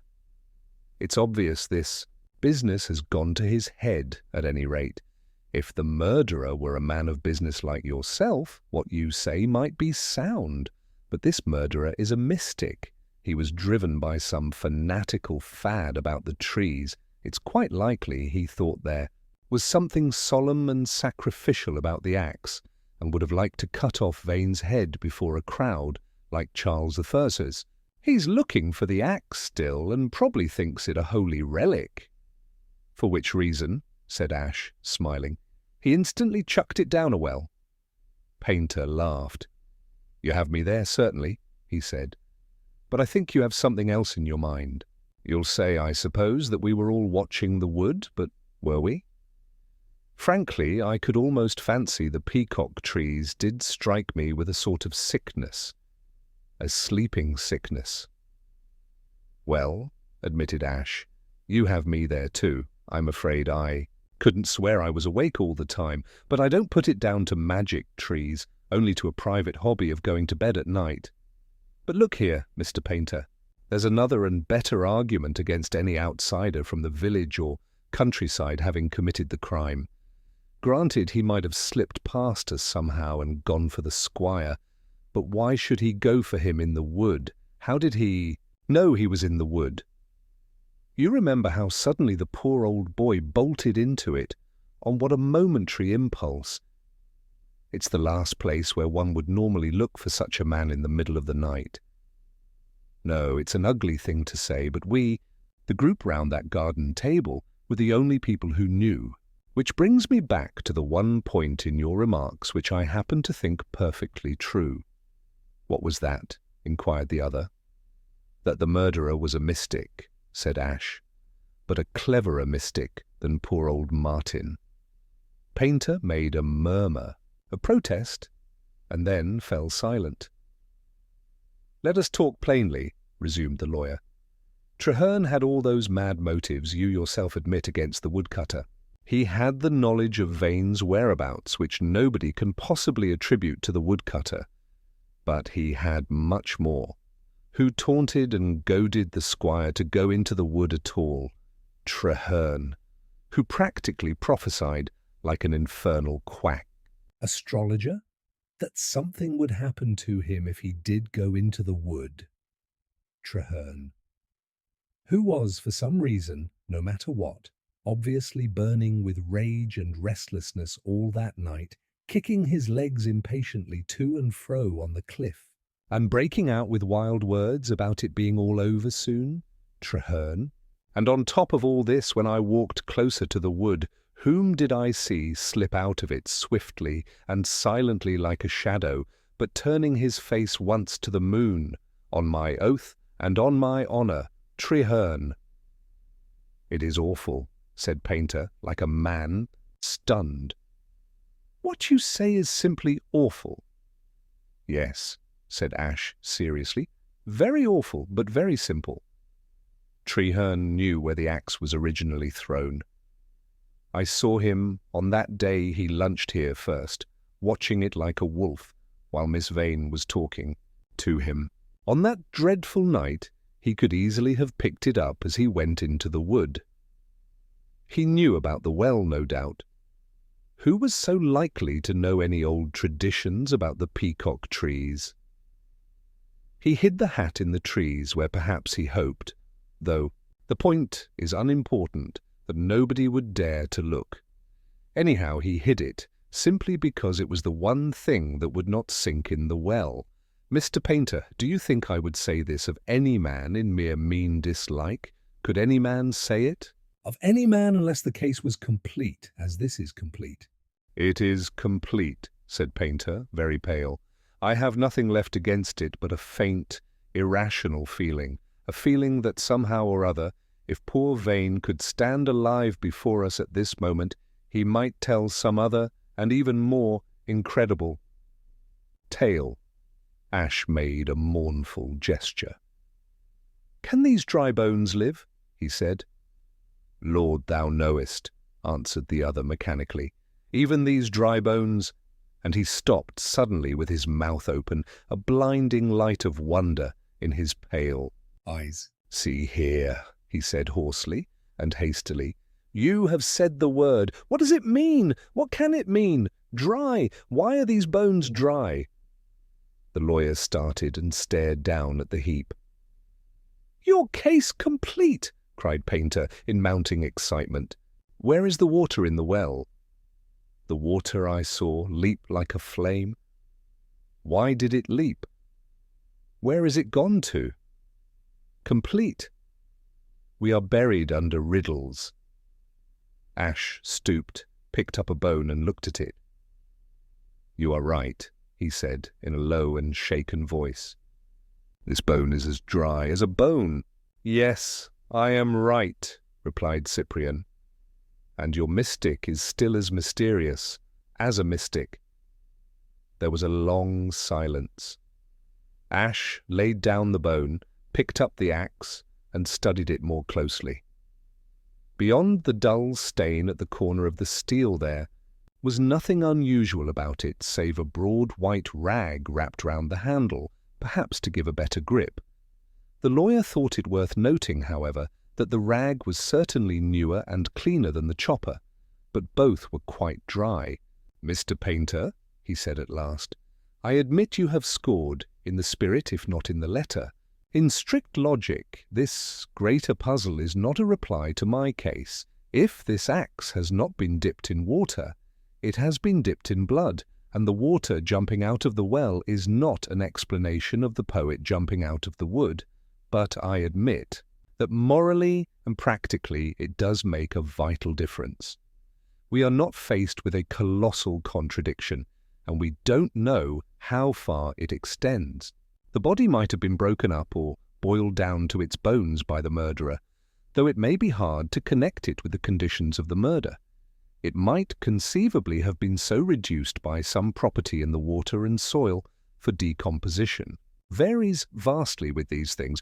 I should not dismiss my strong prima facie case against the likely person because of these difficulties, but here we have something entirely different, that the bones themselves should remain dry in a well full of water, or a well that yesterday was full of water.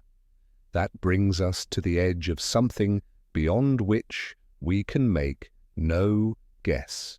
There is a new factor, enormous and quite unknown.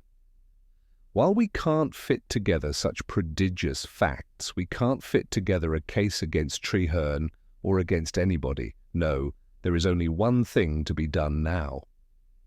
Since we can't accuse Treherne, we must appeal to him. We must put the case against him frankly before him and trust he has an explanation and will give it. I suggest we go back and do it now. Painter, beginning to follow, hesitated a moment and then said, "Forgive me for a kind of liberty. As you say, you are an older friend of the family. I entirely agree with your suggestion, but before you act on your present suspicions, do you know I think Miss Vane ought to be warned a little." "I rather fear all this will be a new shock to her." "Very well," said Ash, after looking at him steadily for an instant. "Let us go across to her first." From the opening of the wood, they could see Barbara Vane writing at the garden table, which was littered with correspondence, and the butler with his yellow face waiting behind her chair. As the lengths of grass lessened between them, and the little group at the table grew larger and clearer in the sunlight, Painter had a painful sense of being part of an embassy of doom. It sharpened when the girl looked up from the table and smiled on seeing them. "I should like to speak to you rather particularly, if I may," said the lawyer, with a touch of authority in his respect. And when the butler was dismissed, he laid open the whole matter before her, speaking sympathetically, but leaving out nothing, from the strange escape of the poet from the wood to the last detail of the dry bones out of the well.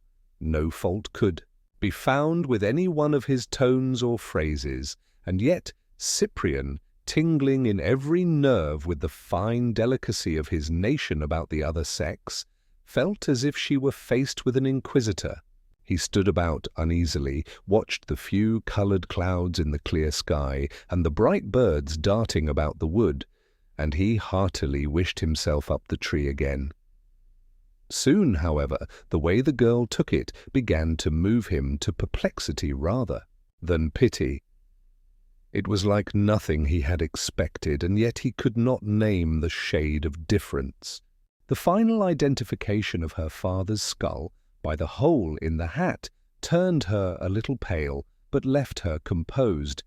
This was perhaps explicable, since she had from the first taken the pessimistic view, but during the rest of the tale there rested on her broad brows, under her copper coils of hair, a brooding spirit that was itself a mystery. He could only tell himself that she was less merely receptive, either firmly or weakly, than he would have expected.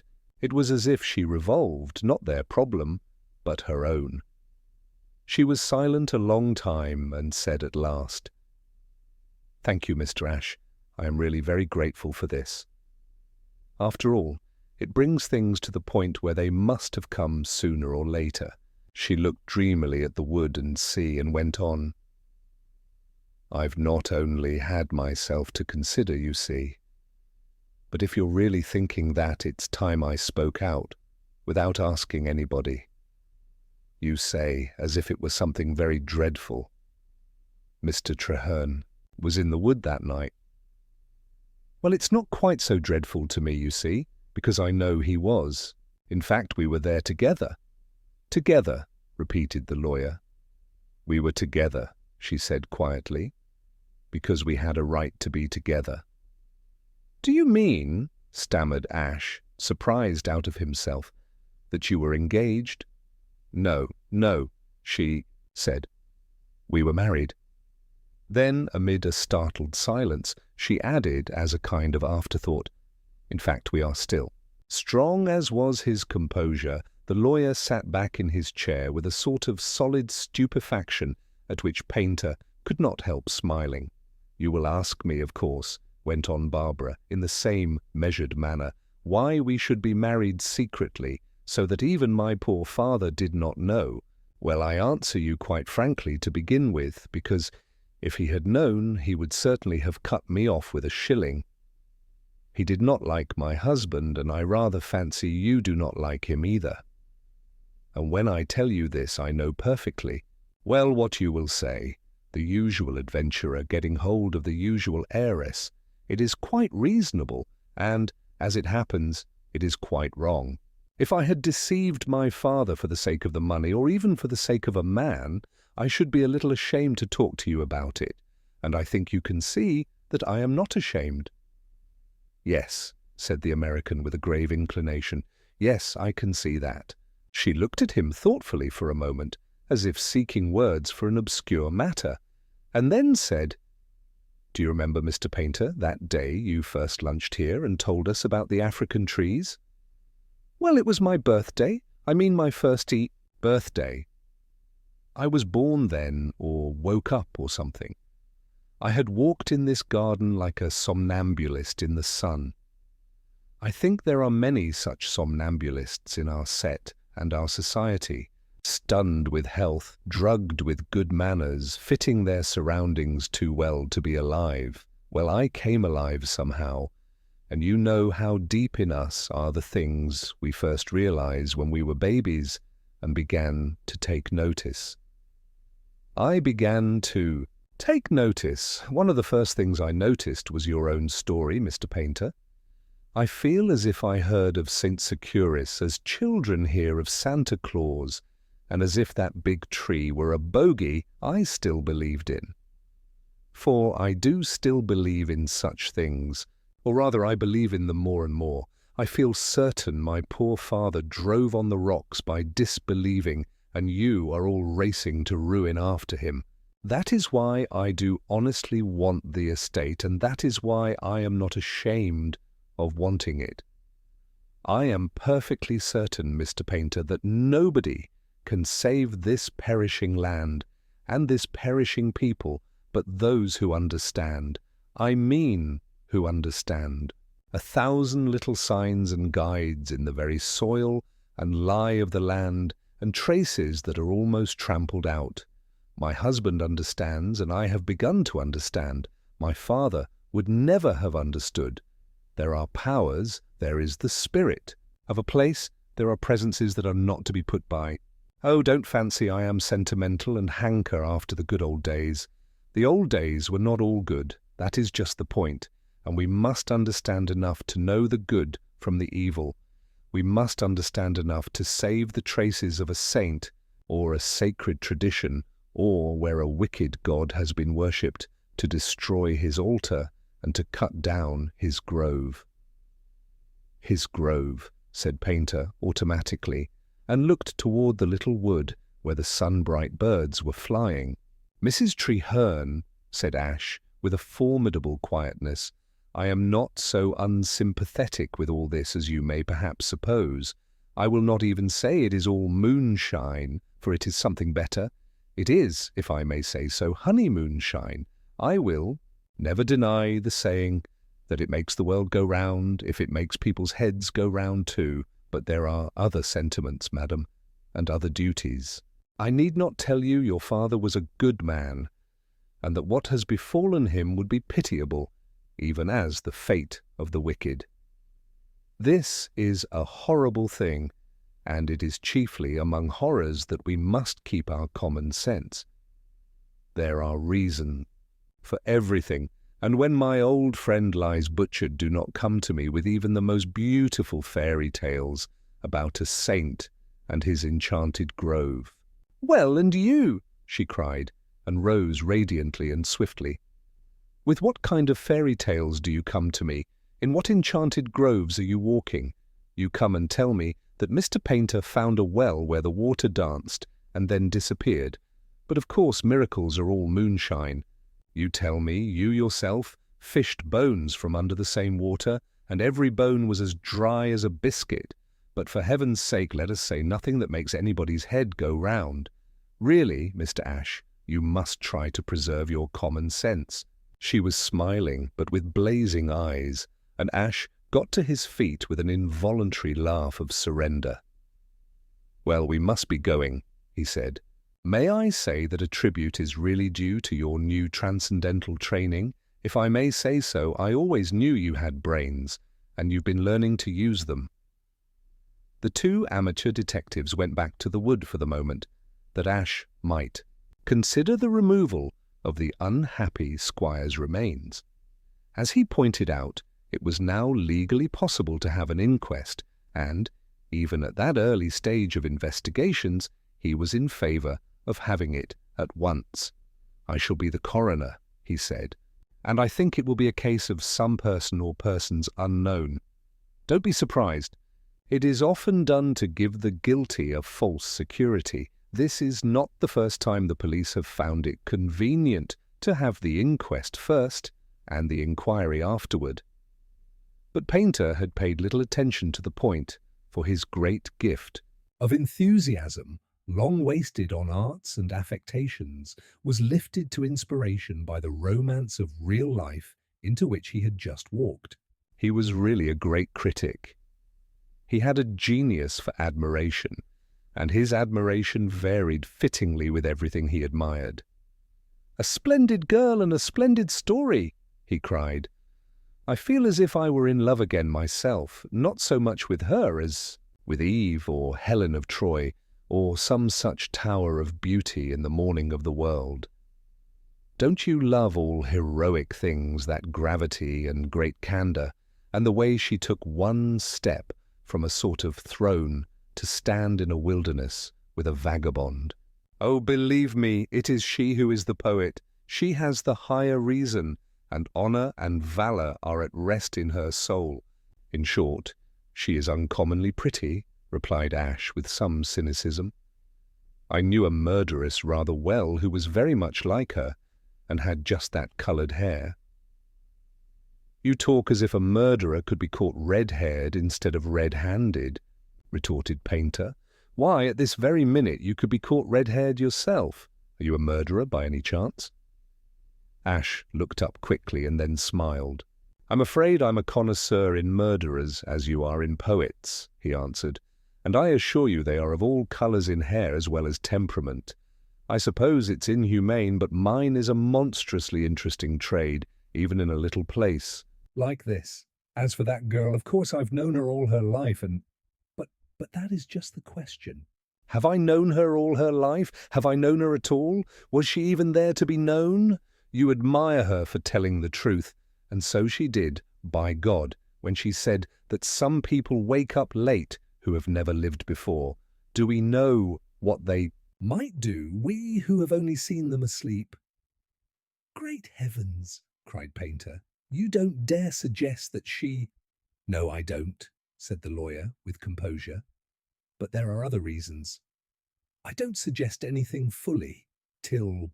We've had our interview with this poet of yours. I think I know where to find him. They found him, in fact, before they expected him, sitting on the bench outside the Vane Arms, drinking a mug of cider and waiting for the return of his American friend. So it was not difficult to open conversation with him. Nor did he in any key way avoid the subject of the tragedy.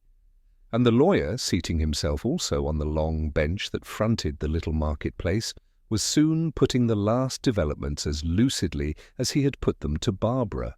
"Well," said Traherne at last, leaning back and frowning at the signboard with the coloured birds and dolphins just about his head.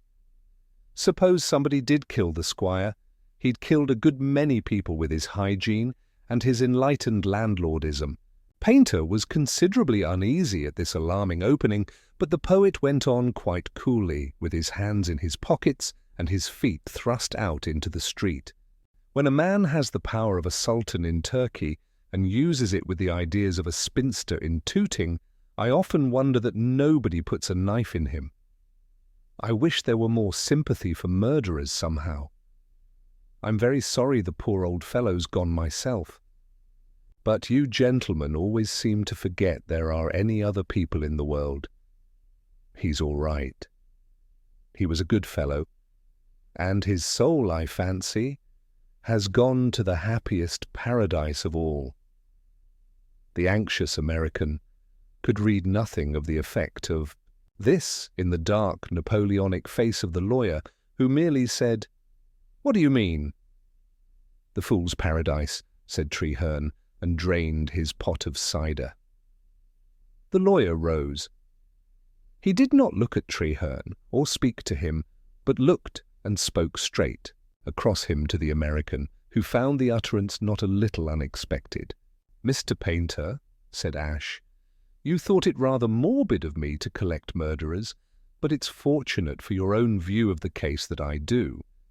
It may surprise you to know that Mr. Treherne has now, in my eyes, entirely cleared himself of suspicion.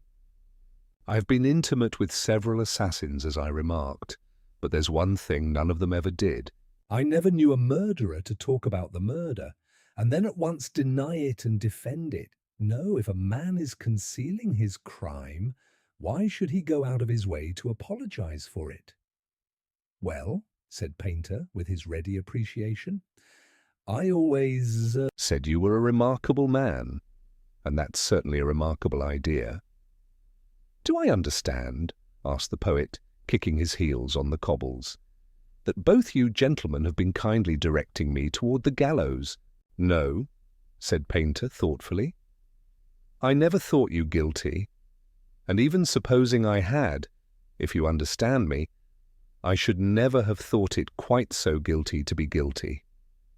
It would not have been for money or any mean thing, but for something a little wilder and worthier of a man of genius. After all, I suppose, the poet has passions like great unearthly appetites, and the world has always judged more gently of his sins. But now that Mr. Ashe admits your innocence, I can honestly say I have always affirmed it." The poet rose also. "Well, I am innocent, oddly enough," he said. "I think I can make a guess about your vanishing well, but of the death and dry bones, I know no more than the dead, if so much. And by the way, my dear Painter," and he turned two bright eyes on the art critic, "I will excuse you from excusing me for all the things I haven't done, and you, I hope, will excuse me if I differ from you altogether about the morality of poets." As you suggest, it is a fashionable view, but I think it is a fallacy. No man has less right to be lawless than a man of imagination, for he has spiritual adventures and can take his holidays when he likes. I could picture the poor squire carried "Off to Elfland whenever I wanted him carried off, and that wood needed no crime to make it wicked for me. That red sunset the other night was all that a murder would have been to many men. No, Mr. Ashe, show, when next you sit in judgment, a little mercy to some wretched man who drinks and robs because he must drink beer to taste it and take it to drink it. Have compassion on the next batch of poor thieves who have to hold things in order." to have them. But if ever you find me stealing one small farthing, when I can shut my eyes and see the city of El Dorado, then, and he lifted his head like a falcon, show me no mercy, for I shall deserve none. "Well," remarked Ashe after a pause, "I must go and fix things up for the inquest. Mr. Treherne, your attitude is singularly interesting. I really almost wish I could add you to my collection of murderers. They are a varied and extraordinary set." "Has it ever occurred to you," asked Painter, "that perhaps the men who have never committed murder are a varied and very extraordinary set? Perhaps every plain man's life holds the real mystery, the secret of sins avoided." "Possibly," replied Ashe. "It would be a long business to stop the next man in the street and ask him what crimes he never committed and why not. And I happen to be busy, so you'll excuse me." "What?" asked the American, when he and the poet were alone. is this guess Of yours about the vanishing water? Well, I'm not sure I'll tell you yet, answered Treherne, something of the old mischief coming back into his dark eyes. but I'll tell you something else, which may be connected with it. Something I couldn't tell until my wife had told you about our meeting in the wood." His face had grown grave again, and he resumed after a pause. "When my wife started to follow her father, I advised her to go back first to the house, to leave it by another door, and to meet me in the wood in half an hour. We often made these assignations, of course, and generally thought them great fun. But this time the question was serious, and I didn't want the wrong thing done in a hurry. It was a question whether anything could be done to undo an experiment we both vaguely felt to be dangerous, and she especially thought after reflection that interference would make things worse. She thought the old sportsman, having been dared to do something, would certainly not be dissuaded by the very man who had dared him, or by a woman whom he regarded as a child. She left me at last in a sort of despair, but I lingered with a last hope of doing something, and drew doubtfully near to the heart of the wood, and there, instead of the silence I expected, I heard a voice. It seemed as if the squire must be talking to himself, and I had the unpleasant fancy that he had already lost his reason in that wood of witchcraft. But I soon found that if he was talking with two voices. Other fancies attacked me, as that the other was the voice of the tree, or the voices of the three trees talking together, and with no man near. But it was not the voice of the tree. The next moment I knew the voice, for I had heard it 20 times across the table. It was the voice of that doctor of yours. I heard it as certainly as you hear my voice now. After a moment's silence he resumed. I left the wood, I hardly knew why, and with wild and bewildered feelings. And as I came out into the faint moonshine, I saw that old lawyer standing quietly, but staring at me like an owl. At least, the light touched his red hair with fire, but his square old face was in shadow. But I knew, if I could have read it, that it was the face of a hanging judge. He threw himself on the bench again, smiled a little, and added, "Only, like a good many hanging judges, I fancy, he was waiting patiently to hang the wrong man." "And the right man?" said Painter, mechanically. Treherne shrugged his shoulders, sprawling on the ale bench, and played with his empty pot. Chapter 4. The Chase After the Truth. Some time after the inquest, which had ended in the inconclusive verdict which Mr. Andrew Ashe had himself predicted and achieved, Painter was again sitting on the bench outside the village inn, having on the little table in front of it a tall glass of light ale, which he enjoyed much more as local colour than as liquor. He had but one companion on the bench, and that a new one, for the little market-place was empty at that hour, and he had lately, for the rest, been much alone. He was not unhappy, for he resembled his great countryman, Walt Whitman, in carrying a kind of universe with him like an open umbrella. But he was not only alone, but lonely. For Ashe had gone abruptly up to London, and since his return had been occupied obscurely with legal matters, doubtless bearing on the murder, and Treherne had long since taken up his position openly at the great house as the husband of the great lady, and he and she were occupied with sweeping reforms on the estate. The lady especially being of the sort whose very dreams, drive, at practice was landscape gardening as with the gestures of a giantess. It was natural, therefore, that so sociable a spirit as Painter should fall into speech with the one other stranger who happened to be staying at the inn, evidently a bird of passage like himself. This man, who was smoking a pipe on the bench. Beside him, with his knapsack before him on the table, was an artist come to sketch on that romantic coast. A tall man in a velvet jacket with a shock of tow-coloured hair, a long fair beard, but eyes of dark brown, the effect of which contrast reminded Painter vaguely, he hardly knew why, of a Russian. The stranger carried his knapsack into many picturesque corners. He obtained permission to set up his easel in that high garden where the late squire had held his al fresco banquets. But Painter had never had an opportunity of judging of the artist's work, nor did he find it easy to get the artist even to talk of his art.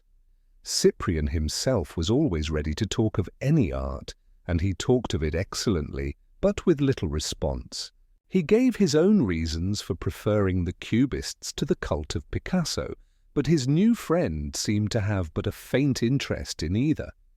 He insinuated that perhaps the neo-primitives were after all only thinning their line, while the true primitives were rather tightening it, but the stranger seemed to receive the insinuation without any marked reaction of feeling. When Painter had even gone back as far into the past as the post-impressionists to find a common ground, and not found it, other memories began to creep back into his mind. He was just reflecting rather darkly that after all the tale of the peacock trees needed a mysterious stranger to round it off, and this man had much the air of being one, when the mysterious stranger himself said suddenly, "Well, I think I'd better show you the work I'm doing down here." He had his knapsack before him on the table, and he smiled rather grimly as he began to unstrap it.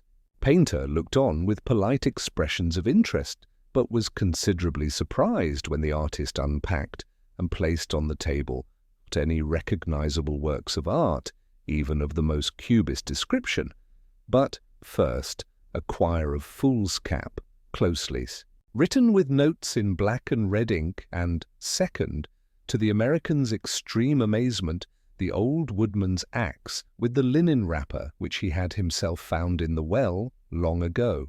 "Sorry to give you a start, sir," said the Russian artist, with a marked London accent, "but I'd better explain straight off that I'm a policeman." "You don't look it," said Painter. "I'm not supposed to," replied the other. "Mr. Ashe brought me down here from the yard to investigate, but he told me to report to you when I'd got anything to go on. Would you like to go into the matter now?" "When I took this matter up," explained the detective, "I did it at Mr. Ashe's request, and largely, of course, on Mr. Ashe's lines. Mr. Ashe is a great criminal lawyer, with a beautiful brain, sir, as full as the Newgate calendar. I took, as a working notion, his view that only you 5 gentlemen round the table in the squire's garden were acquainted with the squire's movements. But you gentlemen, if I may say so, have a way of forgetting certain other things and other people which we are rather taught to look for first. And as I followed Mr. Ashe's inquiries through the stages you know already, through certain suspicions, I needn't discuss because they've been dropped, I found the thing shaping after all towards something, in the end, which I think we should have considered at the beginning. Now, to begin with, it is not true that there were 5 men round the table. There were 6. The creepy conditions of that garden vigil vaguely returned upon Painter, and he thought of a ghost, or something more nameless than a ghost. But the deliberate speech of the detective soon enlightened him. "There were 6 men and 5 gentlemen, if you like to put it so," he proceeded. "That man Miles, the butler, saw the squire vanish as plainly as you did, and I soon found that Miles was a man worthy of a good deal of attention." A light of understanding dawned on Painter's face. "So that was it?" he muttered. "Does all our mythological mystery end with a policeman collaring a butler? Well, I agree with you, he is far from an ordinary butler, even to look at. And the fault in imagination is mine. Like many faults in imagination, it was simply snobbishness."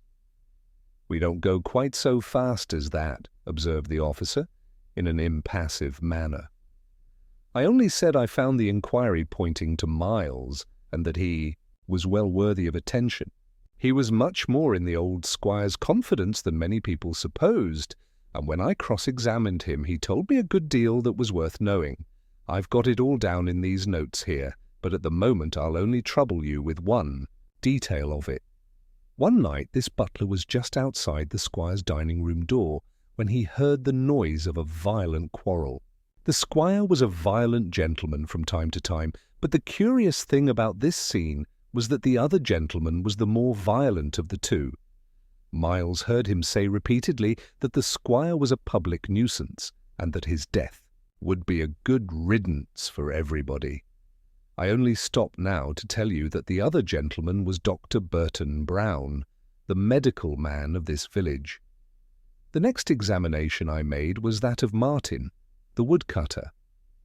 Upon one point at least, his evidence is quite clear and is, as you will see, largely confirmed by other witnesses. He says first that the doctor prevented him from recovering his axe, and this is corroborated by Mr. and Mrs. Traherne. But he says further that the doctor admitted having the thing himself, and this again finds support in other evidence by the gardener who saw the doctor some time afterward come by himself and pick up the chopper. Martin says that Dr. Brown repeatedly refused to give it up, alleging some fanciful excuse every time. And finally, Mr. Painter, we will hear the evidence of the axe itself. He laid the woodman's tool on the table in front of him and began to rip up and unwrap the curious linen covering round the handle. "You will admit this is an odd bandage," he said. "And that's just the odd thing about it, that it really is a bandage. This white stuff is the sort of lint they use in hospitals, cut into strips like this. But most doctors keep some, and I have the evidence of Jake the fisherman, with whom Dr. Brown lived for some time, that the doctor had this useful habit. And, last," he added, flattening out a corner of the rag on the table, "isn't it odd that it should be marked TBB?" The American gazed at the rudely inked initials, but hardly saw them. What he saw, as in a mirror in his darkened memory, was the black figure with the black gloves against the blood-red sunset, as he had seen it when he came out of the wood, and which had always haunted him, he knew not why. "Of course I see what you mean," he said, "and it's very painful for me, for I knew and respected the man, but surely also it's very far from explaining everything. If he is a murderer, is he a magician? Why did the well water all evaporate in a night and leave the dead man's bones dry as dust? That's not a common operation in the hospitals, is it?" "As to the water, we do know the explanation," said the detective. "I didn't tumble to it at first myself, being a Cockney, but a little talk with Jake and the other fishermen about the old smuggling days put me straight about that. But I admit the dried remains still stump us all. All the same." A shadow fell across the table, and his talk was sharply cut short.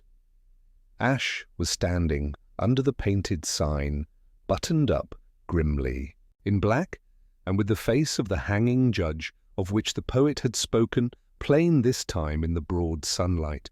Behind him stood two big men in plain clothes, very still, but Painter knew instantly who they were.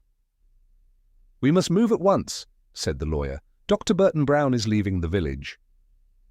The tall detective sprang to his feet, and Painter instinctively imitated him. "He has gone up to the Trahernes possibly to say good-bye," went on Ash rapidly. "I'm sorry, but we must arrest him in the garden there if necessary. I've kept the lady out of the way, I think. But you," addressing the factitious landscape painter, "must go up at once and rig up that easel of yours near the table and be—" "Ready. We will follow quietly and come up behind the tree. We must be careful, for it's clear he's got wind of us, or he wouldn't be doing a bolt." "I don't like this job," remarked Painter, as they mounted toward the park and garden, the detective darting on ahead. "Do you suppose I do?" asked Ash, and indeed his strong, heavy face looked so lined and old that the red hair seemed unnatural, like a red wig. "I've known him longer than you, though perhaps I've suspected him longer as well." When they topped the slope of the garden, the detective had already erected his easel, though a strong breeze blowing toward the sea rattled and flapped his apparatus, and blew about his fair and false beard in the wind. Little clouds curled, like feathers, were scudding seaward across the many-coloured landscape which the American art critic had once surveyed on a happier morning. But it is doubtful if the landscape painter paid much attention to it. Traherne was dimly discernible in the doorway of what was now his house. He would come no nearer, for he hated such a public duty more bitterly than the rest. The others posted themselves a little way behind the tree. Between the lines of these masked batteries, the black figure of the doctor could be seen coming across the green lawn, travelling straight as a bullet, as he had done when he brought the bad news to the woodcutter. Today he was smiling under the dark moustache that was cut short of the upper lip, though they fancied him a little pale, and he seemed to pause a moment and peer through his spectacles at the artist. The artist turned from his easel with a natural movement, and then in a flash had captured the doctor by the coat collar. "I arrest you," he began, but Dr. Brown plucked himself free with startling promptitude, took a flying leap at the other, tore off his sham beard, tossing it into the air like one of the wild wisps of the cloud. Then, with one wild kick, sent the easel flying topsy-turvy and fled like a hare for the shore. Even at that dazzling instant, Painter felt that this wild reception was a novelty and almost an anticlimax, but he had no time for analysis when he and the whole pack had to follow in the hunt, even Traherne bringing up the rear with a renewed curiosity and energy. The fugitive collided with one of the policemen, who ran to head him off, sending him sprawling down the slope. Indeed, the fugitive seemed inspired with the strength of a wild ape. He cleared at a bound the rampart of flowers over which Barbara had once leaned to look at her future lover, and tumbled with blinding speed down the steep path up which that troubadour had climbed. Racing with the rushing wind, they all streamed across the garden after him, down the path, and finally on to the seashore by the fisher's cot and the pierced crags and caverns the American had admired when he first landed. The runaway did not, however, make for the house he had long inhabited, but rather for the pier, as if with a mind to seize the boat or to swim. Only when he reached the other end of the small stone jetty did he turn and show them the pale face with the spectacles, and they saw that it was still smiling. "I'm rather glad of this," said Traherne, with a great sigh. "The man is mad." Nevertheless, the naturalness of the doctor's voice when he spoke startled them as much as a shriek. "Gentlemen," he said, I won't protract your painful duties by asking you what you want, but I will ask at once for a small favour which will not prejudice those duties in any way. "I came down here rather in a hurry, perhaps, but the truth is I thought I was late for an appointment." He looked dispassionately at his watch. "I find there is still some 15 minutes. Will you wait with me here for that short time, after which I am quite at your service?" There was a bewildered silence, and then Painter said, "For my part, I feel as if it would really be better to humour him." "Ash," said the doctor, with a new note of seriousness, "for old friendship grant." Me this last little indulgence. It will make no difference. I have no arms or means of escape. You can search me if you like. I know you think you are doing right, and I also know you will do it as fairly as you can. Well, after all, you get friends to help you. Look at our friend with the beard, or the remains of the beard. Why shouldn't I have a friend to help me? "A man will be here in a few minutes in whom I put some confidence, a great authority on these things. Why not, if only out of curiosity, wait and hear his view of the case?"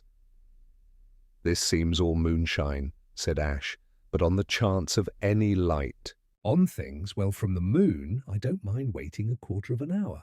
"Who is this friend, I wonder?" Some amateur detective, I suppose." "I thank you," said the doctor with some dignity. "I think you will trust him when you have talked to him a little. And now," he added with an air of amiably relaxing into lighter matters, "let us talk about the murder. This case," he said in a detached manner, "will be found, I suspect, to be rather unique. There is a very clear and conclusive combination of evidence against Thomas Burton Brown, otherwise myself, but there is one peculiarity about that evidence which you may perhaps have noticed. It all comes ultimately from one source, and that a rather unusual one. Thus the woodcutter says I had his axe, but what makes him think so? He says, told him I had his axe, that I told him so again and again. Once more Mr. Painter here pulled up the axe out of the well. But how? I think Mr. Painter will testify that brought him the tackle for fishing it up, tackle he might never have got in any other way. Curious, is it not? Again, the axe is found to be wrapped in lint that was in my possession, according to the fisherman. But who showed the lint to the fisherman? I did. Who marked it with large letters as mine? I did. Who wrapped it round the handle at all? I did. Rather a singular thing to do. Has anyone ever explained it? His words, which had been heard at first with painful coldness, were beginning to hold more and more of their attention. "Then there is the well itself," proceeded the doctor with the same air of insane calm. "I suppose some of you by this time know at least the secret of that. The secret of the well is simply that it is not a well. It is purposely shaped at the top so as to look like one, but it is really a sort of chimney opening from the roof of one of those caves over there, a cave that runs inland just under the wood, and indeed is connected by tunnels and secret passages, with other openings miles and miles away. It is a sort of labyrinth used by smugglers and such people for ages past. This doubtless explains many of those disappearances we have heard of. But to return to the well that is not a well, in case some of you still don't know about it. When the sea rises very high at certain seasons, it fills the low cave, and even rises a little way in the funnel above, making it look more like a well than ever. The noise Mr. Painter heard was the natural eddy of a breaker from outside, and the whole experience depended on something so elementary as the tide. The American was startled into ordinary speech. "The tide," he said, "and I never even thought of it. I guess that comes of living by the Mediterranean." "The next step will be obvious enough," continued the speaker, "to a logical mind like that of Mr. Ashe, for instance. If it be asked why, even so, the tide did not wash away the squire's remains that had lain there since his disappearance, there is only one possible answer. The remains had not lain there since his disappearance. The remains had been deliberately put there in the cavern under the wood, and put there after Mr. Painter had made his first investigation. They were put there, in short, after the sea had retreated and the cave was again dry. That is why they were dry, of course, much drier than the cave. Who put them there, I wonder?" He was gazing gravely through his spectacles over their heads into vacancy, and suddenly he smiled. "Ah!" he cried, jumping up from the rock with alacrity. "Here is the amateur detective at last!" Ashe turned his head over his shoulder, and for a few seconds did not move it again, but stood as if with a stiff neck. In the cliff, just behind him, was one of the clefts or cracks into which it was everywhere cloven.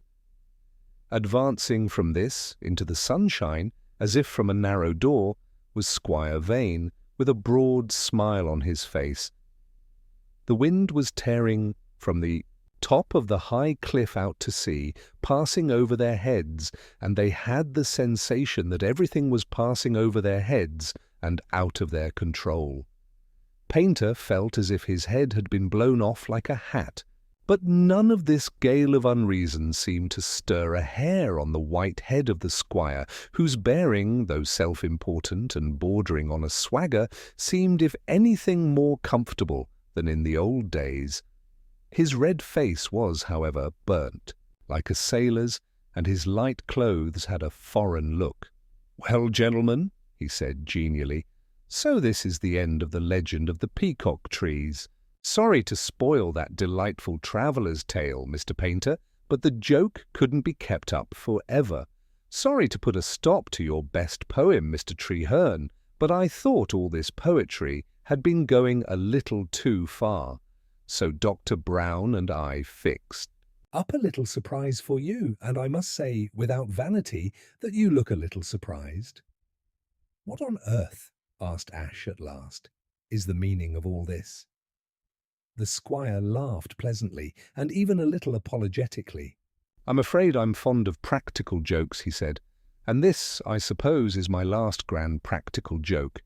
But I want you to understand that the joke is really practical. I flatter myself it will be of very practical use to the cause of progress." And common sense and the killing of such superstitions everywhere. The best part of it, I admit, was the doctor's idea and not mine. All I meant to do was to pass a night in the trees and then turn up as fresh as paint to tell you what fools you were.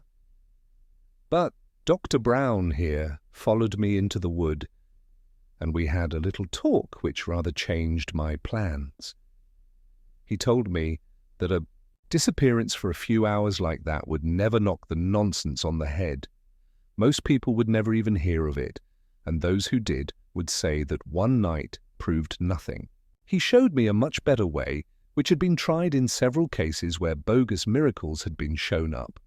The thing to do was to get the thing really believed everywhere as a miracle and then shown up everywhere as a sham miracle.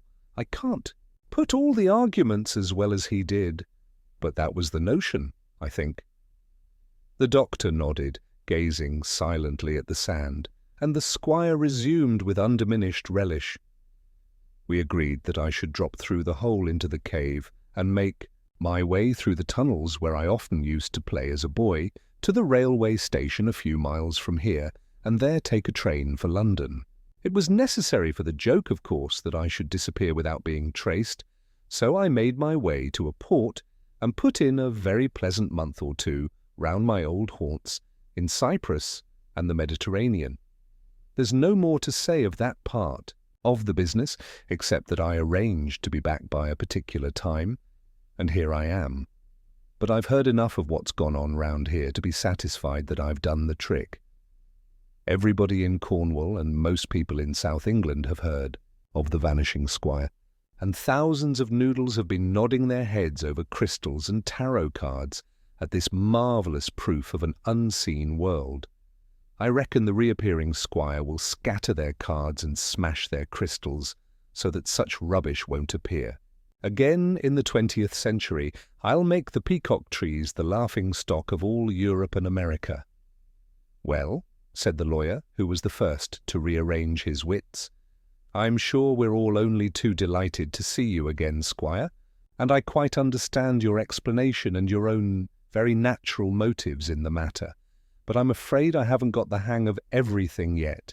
Granted that you wanted to vanish, was it necessary to put bogus bones in the cave so as nearly to put a halter round the neck of Dr. Brown? And who put it there?" The statement would appear perfectly maniacal, but so far as I can make head or tail out of anything, Dr. Brown seems to have put it there himself. The doctor lifted his head for the first time. "Yes, I put the bones there," he said. "I believe I am the first son of Adam who ever manufactured all the evidence of a murder charge against himself." It was the squire's turn to look astonished. The old gentleman looked rather wildly from one to the other. "Bones, murder charge!" he ejaculated. "What the devil is all this? Whose bones?" "Your bones, in a manner of speaking," delicately conceded the doctor. "I had to make sure you had really died and not disappeared by magic. The squire in his turn seemed more hopelessly puzzled than the whole crowd of his friends had been over his own escapade. "Why not?" he demanded. "I thought it was the whole point to make it look like magic. Why did you want me to die so much?" Dr. Brown had lifted his head, and he now very slowly lifted his hand. He pointed with outstretched arm at the headland, overhanging the foreshore just above the entrance to the cave.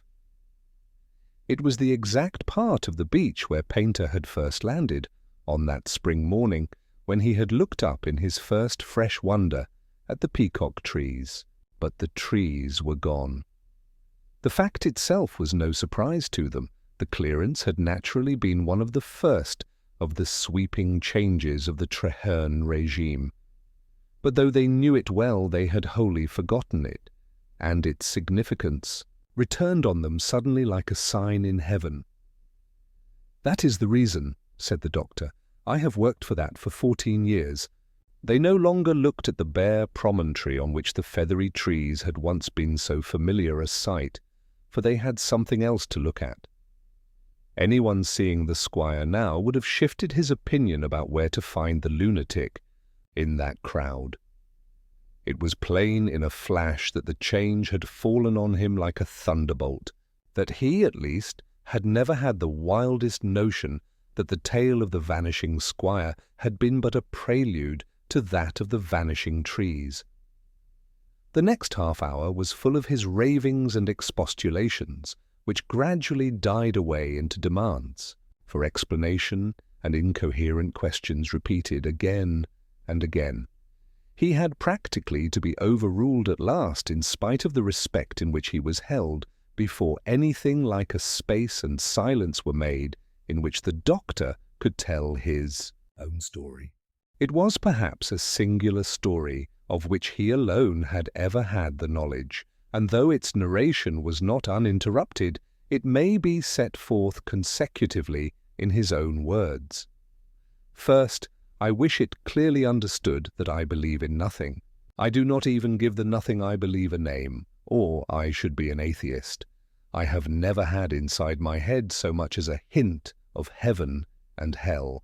I think it most likely we are worms in the mud, but I happen to be sorry for the other worms under the wheel. And I happen myself to be a sort of worm that turns when he can. If I care nothing for piety, I care less for poetry. I'm not like Ash here, who is crammed with criminology, but has all sorts of other culture as well. I know nothing about culture, except bacteria culture. I sometimes fancy Mr. Ash is as much an art critic as Mr. Painter, only he looks for his heroes or villains in real life. But I am a very practical man, and my stepping stones have been simply scientific facts. In this village I found a fact, a fever. I could not classify it. It seemed peculiar to this corner of the coast. It had singular reactions of delirium and mental breakdown. I studied it exactly as I should a queer case in the hospital, and corresponded and compared notes with other men of science. But nobody had even a working hypothesis about it, except, of course, the ignorant peasantry, who said the peacock trees were in some wild way poisonous. Well, the peacock trees were poisonous. The peacock trees did produce the fever. I verified the fact in the plain, plodding way required, comparing all the degrees and details of a vast number of cases, and there were a shocking number to compare. At the end of it, I had discovered the thing as Harvey discovered the circulation of the blood. Everybody was the worse for being near the things. Those who came off best were exactly the exceptions that proved the rule, abnormally healthy and energetic people like the squire and his daughter. In other words, the peasants were right, but if I put it that way, somebody will cry, "But do you believe it was supernatural then?" In fact, that's what you'll all say, and that's exactly what I complain of. I fancy hundreds of men have been left dead, and diseases left undiscovered, by this suspicion of superstition, this stupid fear of fear. Unless you see daylight through the forest of facts from the first, you won't venture into the wood at all, Unless we can promise you beforehand that there shall be what you call a natural explanation to save your precious dignity from miracles, you won't even hear the beginning of the plain tale. Suppose there isn't a natural explanation. Suppose there is, and we never find it. Suppose I haven't a notion whether there is or not. What the devil is that to do with you or with me in dealing with the facts I do know? My own instinct is to think there is, that if my researches could be followed far enough, it would be found that some horrible parody of hay fever, some effect analogous to that of pollen, would explain all the facts. I have never found the explanation. What I have Found are the facts. and the fact is that those trees on the top there dealt death right and left, as certainly as if they had been giants standing on a hill and knocking men down in crowds with a club. It will be said that now I had only to produce my proofs and Have the nuisance removed. Perhaps I might have convinced the scientific world finally when more and more processions of dead men had passed through the village to the cemetery. But I had not got to convince the scientific world, but the lord of the manor. The squire will pardon my saying that it was a very different thing. I tried it once, I lost my temper, and said things I do not defend, and I left the squire's prejudices, rooted anew like the trees. I was confronted with one colossal coincidence that was an obstacle to all my aims. One thing made all my science sound like nonsense. It was the popular legend. Squire, if there were a legend of hay fever, you would not believe in hay fever. If there were a popular story about pollen, you would say that pollen was only a popular story. I had something against me heavier and more hopeless than the hostility of the learned. I had the support of the ignorant. My truth was hopelessly tangled up with a tale that the educated were resolved to regard as entirely a lie. I never tried to explain again. On the contrary, I apologized, affected a conversion to the common-sense view and watched events. And all the time the lines of a larger, if more crooked plan began to get clearer in my mind. I knew that Miss Vane, whether or no she were married to Mr. Traherne, as I afterward found she was so much under his influence that the first day of her inheritance would be the last day of the poisonous trees. But she could not inherit, or even interfere, till the squire died. It became simply self-evident to a rational mind that the squire must die. But wishing to be humane as well as rational, I desired his death to be temporary. Doubtless my scheme was completed by a chapter of accidents, but I was watching for such accidents. Thus I had a foreshadowing of how the axe would figure in the tale when it was first flung at the trees. It would have surprised the woodman to know how near our minds were, and how I was but laying a more elaborate siege to the towers of pestilence. But when the squire spontaneously rushed on what half the countryside would call certain death, I jumped at my chance. I followed him and told him all that he has told you. I don't suppose he'll ever forgive me now, but that shan't prevent me saying that I admire him hugely for being what people would call a lunatic, and what is really a sportsman. It takes rather a grand old man to make a joke in the grand style. He came down so quick from the tree he had climbed that he had no time to pull his hat off the bough it had caught in. At first I found I had made a miscalculation. I thought his disappearance would be taken as his death, at least after a little time, but Ash told me there could be no formalities without a corpse. I fear I was a little annoyed, but I soon set myself to the duty of manufacturing a corpse. It's not hard for a doctor to get a skeleton. Indeed, I had one, but Mr. Painter's energy was a day too early for me, and I only got the bones into the well when he had already found it. His story gave me another chance, however. I noted where the hole was in the hat, and made a precisely corresponding hole in the skull. The reason for creating the other clues may not be so obvious. It may not yet be altogether apparent to you that I am not a fiend in human form. I could not substantiate a murder without at least suggesting a murderer, and I was resolved that if the crime happened to be traced to anybody, it should be to me. So I'm not surprised you were puzzled about the purpose of the rag round the axe, because it had no purpose except to incriminate the man who put it there. The chase had to end with me, and when it was closing in at last, the joke of it was too much for me, and I fear I took liberties with the gentleman's easel and beard. I was the only person who could risk it, being the only person who could, at the last moment, produce the squire and prove there had been no crime at all. That gentleman is the true story of the peacock trees, and that bare crag up there where the wind is whistling as it would over a wilderness is a waste place I have laboured to make, as many men have laboured to make a cathedral. I don't think there is any more to say, and yet something moves in. My blood and I will try to say it. Could you not have trusted a little these peasants whom you already trust so much? These men are men, and they meant something. Even their fathers were not wholly fools. If your gardener told you of the trees— You called him a madman, but he did not plan and plant your garden like a madman. You would not trust your woodman about these trees, yet you trusted him with all the others.